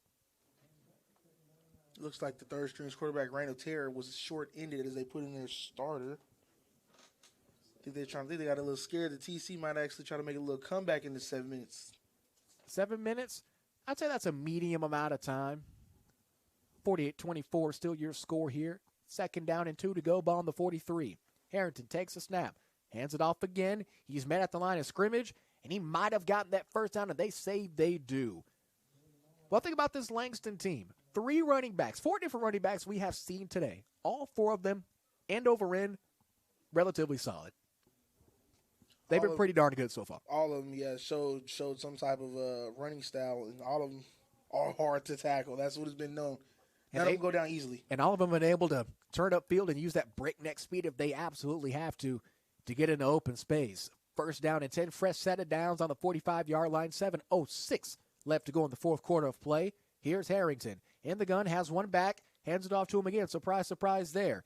Breaks off one tackle. He's immediately met yet again. It's going to be about a gain of 5, and he gets pushed back about 3 more extra yards, but gets to about midfield. It's going to be second down and 5 for the Lions. Texas College seems to be slowly reducing this run game down from 6-yard runs to 5 and now back to 3 and 4. That's a promising thing for Jarrell Jackson and this Steer defense. Yeah, linebacker core looking pretty good. Stephen Abula there again to make another stop to a running back that looked like he had the potential to go all the way on that one.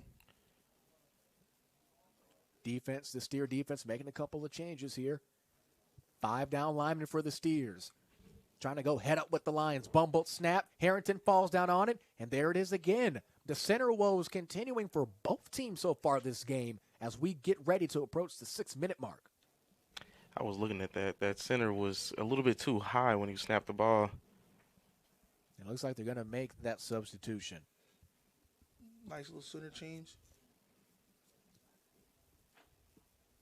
The Lions back on the field, third down and 13 on the 42-yard line. 5 minutes and 50 seconds left to go in this ball game. Both teams sitting at 2 timeouts apiece. Empty backfield for Langston.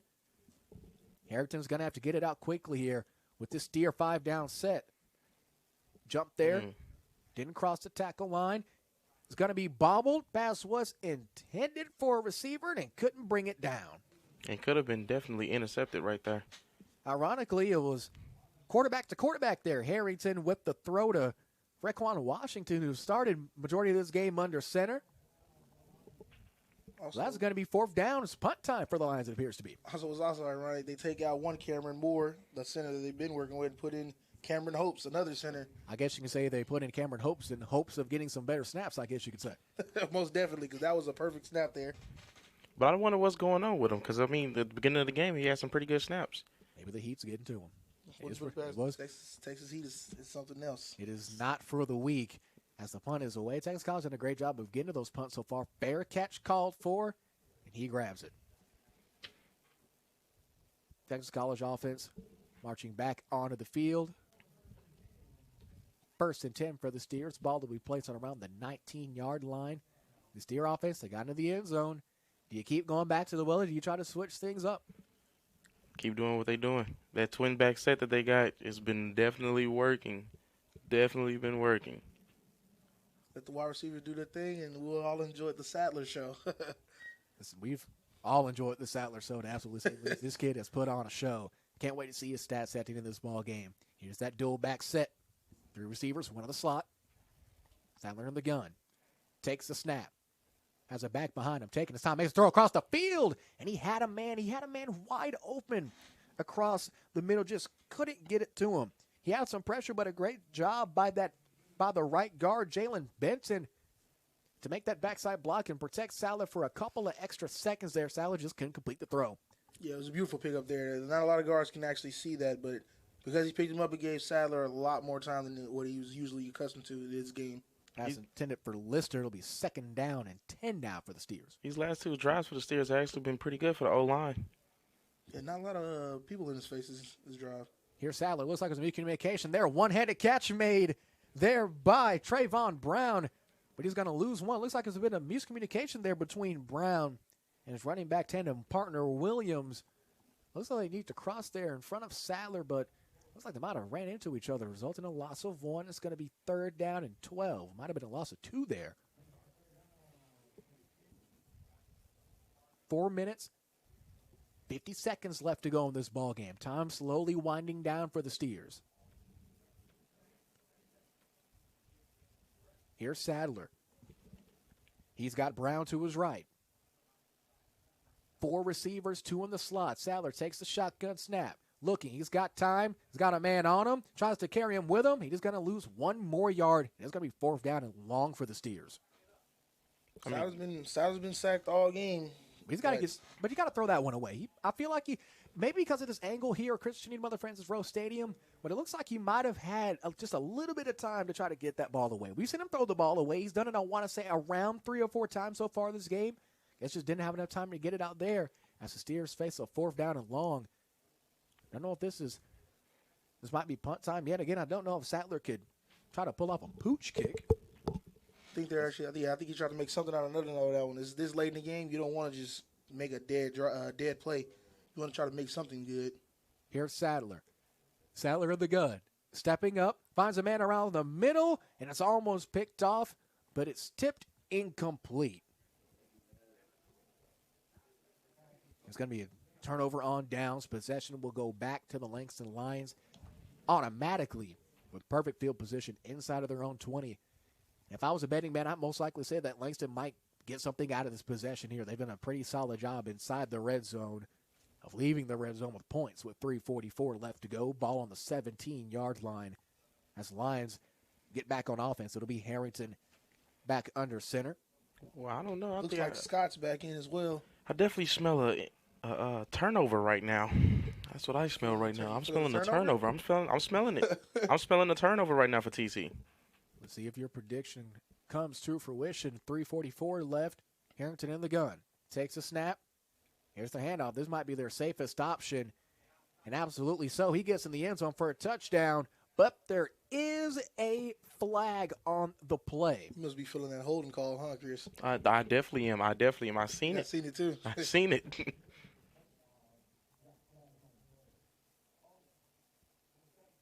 Yep. And it is a holding call. Push the Lions back some more. The touchdown will be waved off. I seen it too. As soon as he reached his arm out, I knew the holding call was going to get called. You can't hold like that, especially if the defender's making it noticeable that you're holding. There's a way you can get away with holding every once in a while, but that's something even the pros struggle to do sometimes. Yeah, this is very true.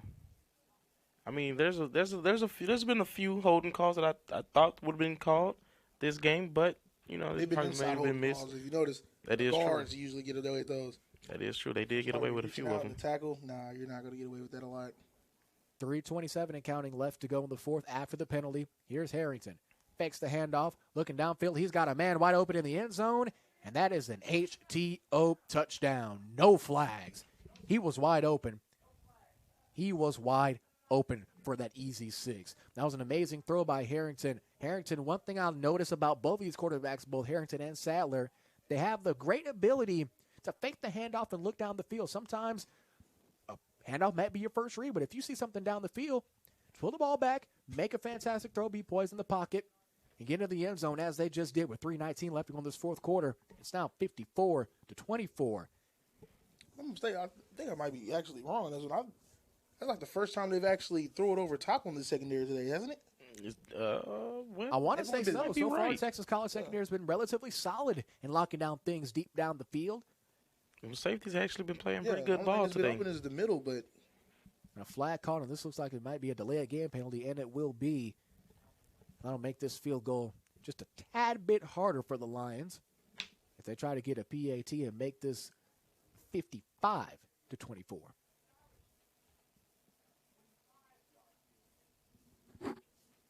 This will be pretty much just like a normal field goal for the kicker here, about a 25-yard field goal. Texas College had a pretty good ability to try to get to the ball here. They won't even try to get it here. The kick is up and good. 3:19 left to go in this ball game. The Steers 24, Langston Lions 55. Back in 1 minute. You're watching Texas College Tier Football on the Antler Sports Network.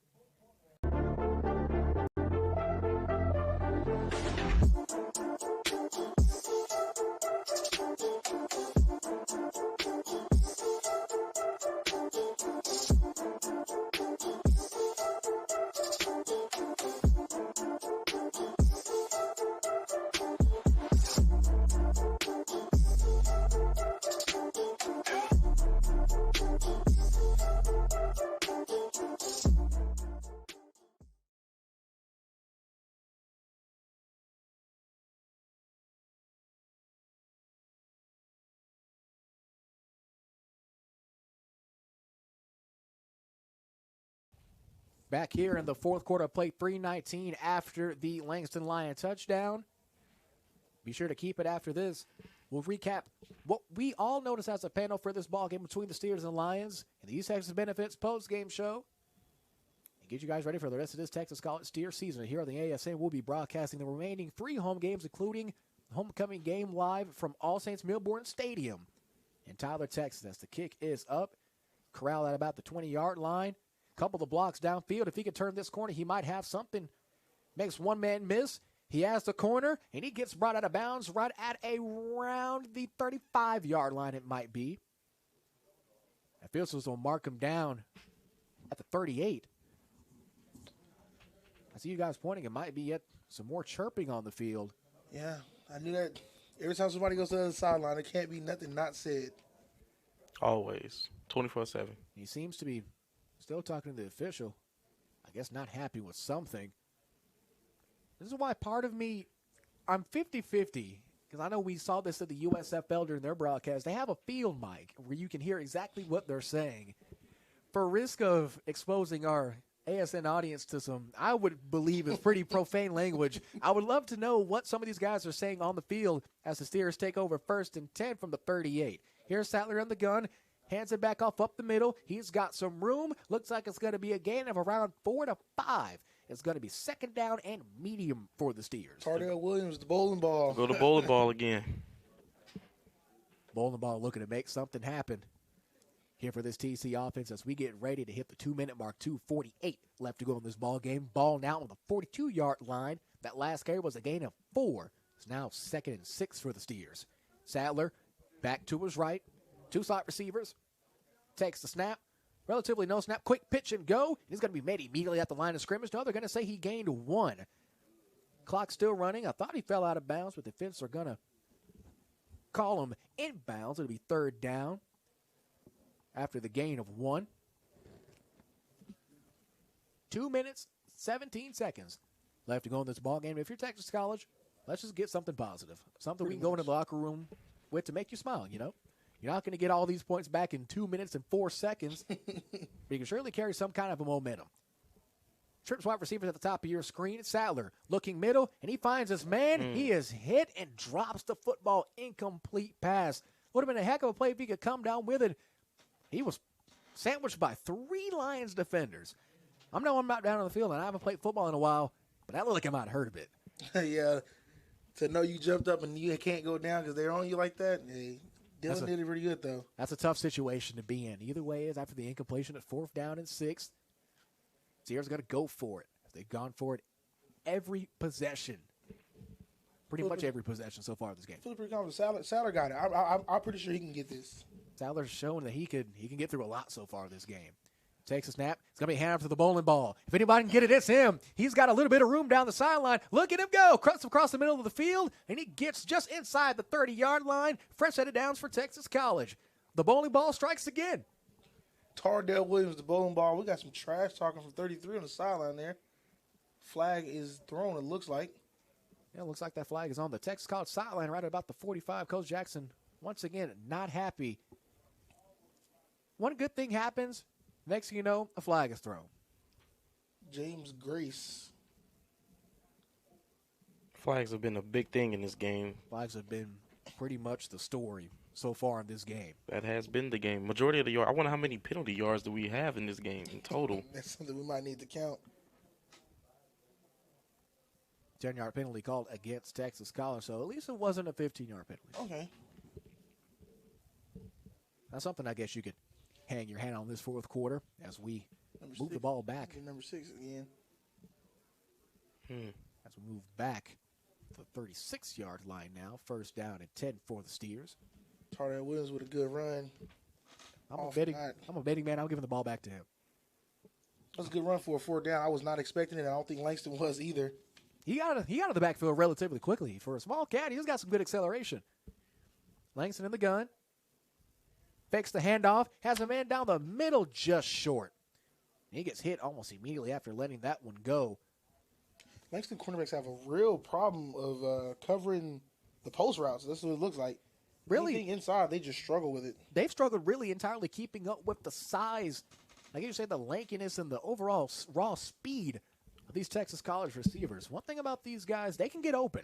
That's a guarantee. They've had relative ease getting open so far from first whistle to up to this point with 1:45 left to go. It's 2nd down and 10. Ball still on the 36-yard line. Sadler hands it off to the bowling ball. He tries to roll around, but he gets stuffed well behind the line. That's going to be a loss of about 3. And the numbers just aren't adding up for Texas College right now as we get ready to hit 1.5 minutes left to go. It's going to result in a 3rd down and long for the Steers. D-line full-fledged went straight through the O-line on that one. It looked like pressure straight up the middle. It's crazy. O-line has been kind of doing pretty good these last couple of drives. Yes, they have been. Here's Sadler again in the gun.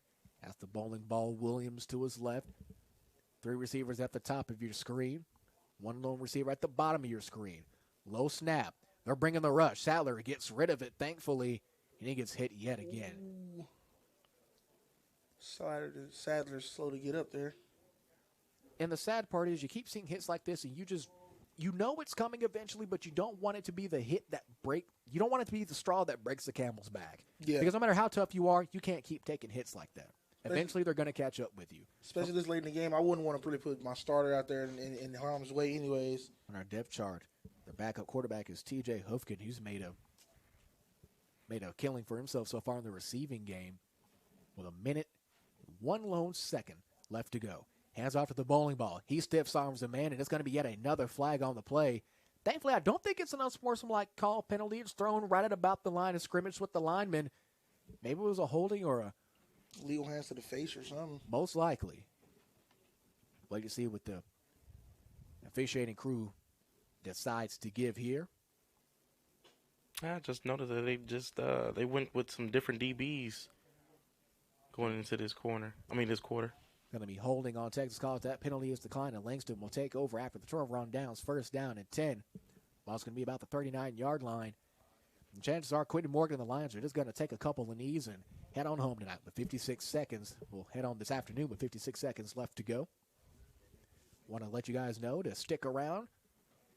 The panel tonight will break down what we saw in this ball game on the East Texas Benefits postgame show. And we'll also elect the Circle M Crawfish Player of the Game.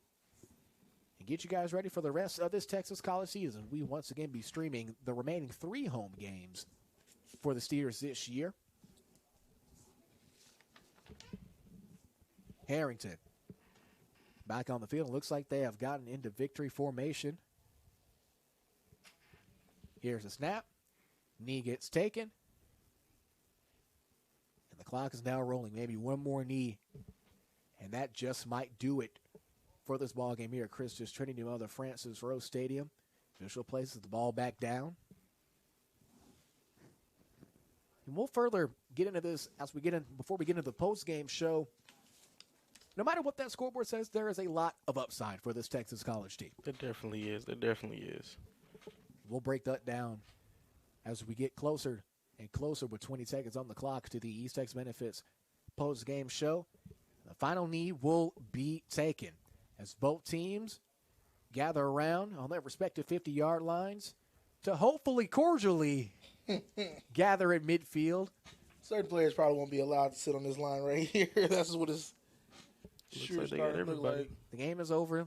Let's just get on through and get this over with. Your final score here at Christus Trinity Mother Frances Rose Stadium, the Texas College Steers 24, the Langston Lions 55. After this short timeout, we'll come back and get you guys ready for the East Texas Benefits postgame show. You're watching Texas College Steer football on the Antler Sports Network.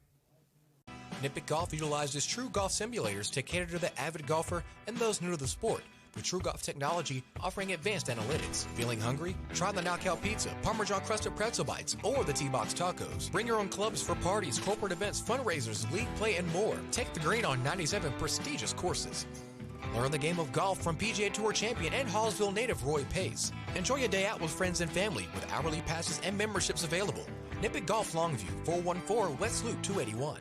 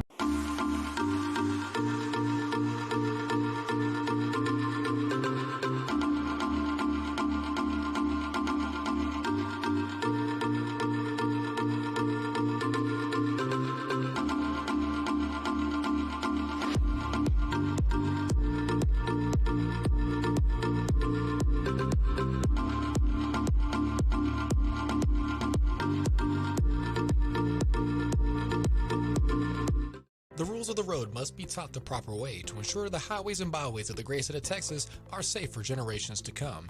If you're a teen or young adult looking to gain a license or just looking to refine your knowledge and skills, Tyler Rose Driving Center is the gold standard to getting the best behind the wheel results no matter your age or experience. Schedule classes over the phone at 903-535-7777. Tyler Rose Driving Center, located in the Green Acre Shopping Center next to Little Caesars, committed to safety, satisfaction, and service with a smile.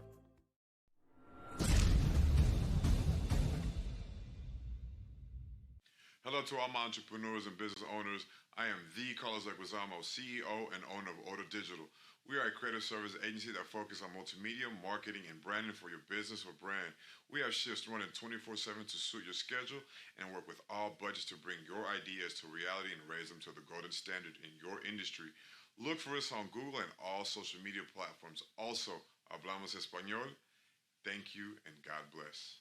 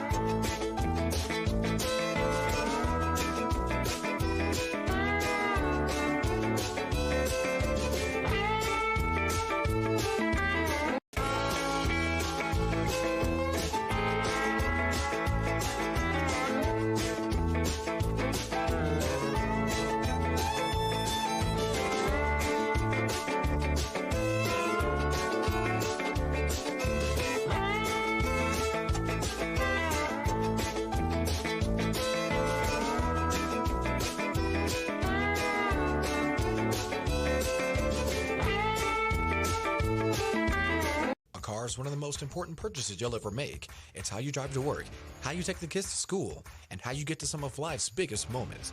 Why not treat your car as such? Visit Thompson Tire and Services in Tyler on 3021 South Bonner Avenue. Joe Thompson and his team of professionals bring decades of under-the-hood experience to ensure that your car runs at its best. Any make, any model, Thompson Tire and Services is the only place to get the best service for your car in the entire East Texas area. Thompson Tire and Services in Tyler, proud sponsor of the Antler Sports Network. Welcome into the East Texas Benefits post-game show. Your final score for Christian Trinity Mother Francis Rose Stadium, the Texas College Steers 55 and the Langston Lions 24. Here back with me as we have Christopher Jones going down to the field to get a couple of interviews while we're in studio here with my main man Cameron E. Overstreet. Let's start with the TC Steers. What are some good things that we saw from the Steers so far, both the offensive and defensive sides of the ball? Well, I know for sure offense that the O-line, it took them a minute to get ready, but the O-line definitely played a very huge factor in it. The quarterback definitely did his thing. The running game it was a little slow at the beginning, but it definitely did positive at the end towards wide receiver core. Amazing. I love the way the wide receiver core played. Defense secondary is solid. The only thing I would say needs to be worked on for Texas College right now is mistakes with the penalties and the defensive line. The defensive line needs more of a push to make other quarterbacks feel that they don't have all day in the pocket like they did in the run game. Now let's go to the other side of the spectrum here. Langston getting the 55-24 win. What were some good things that you saw from Langston? And what are some things that you think they can improve on? Langston, I wouldn't say they had a perfect game, but other than obviously the obvious penalties and the turnovers at the beginning of the game, which they ended up carrying on, the snapping and from the core of the center. Other than that, Langston did almost amazing. All right.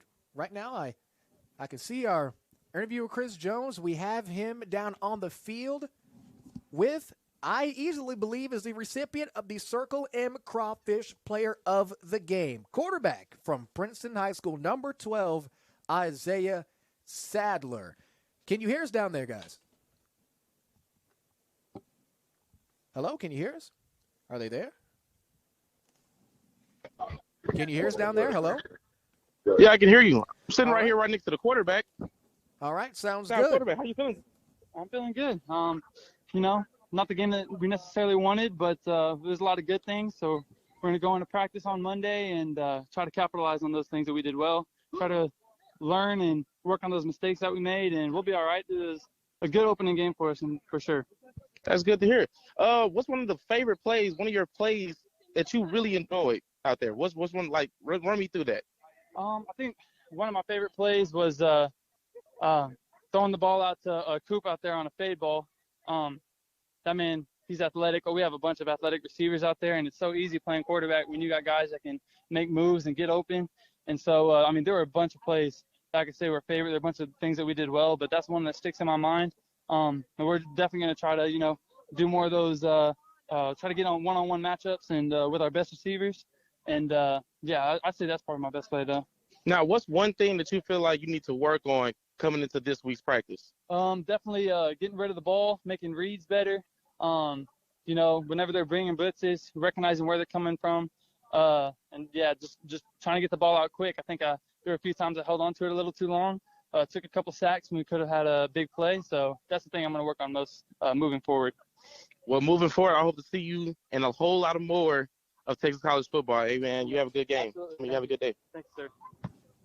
Thank you, Mr. Christopher Jones, for the amazing interview. Congratulations once again to starting quarterback for the Steelers, Isaiah Sadler, for being the recipient of our Circle and Crawfish Player of the Game. I think that really wrapped things up for us here. Your final score from Christian Trinity Mother Francis Rose Stadium: the Texas College Steers 24, the Langston Lions 55. Be sure to follow the Antler Sports Network on social media to find out we will be streaming a game near you. And also go online to the new and improved AntlerSN.com/schedule to find out we'll be streaming our next ball game, and AntlerSN.com/news to get the latest and all Antler Sports Network happenings. For Christopher Jones, from Cam Overstreet, and for Jared Jones, yours truly, good night, everybody. Your final score once again for Christian's Trinity Mother Francis Rose Stadium: the Steers 24, the Lions 55.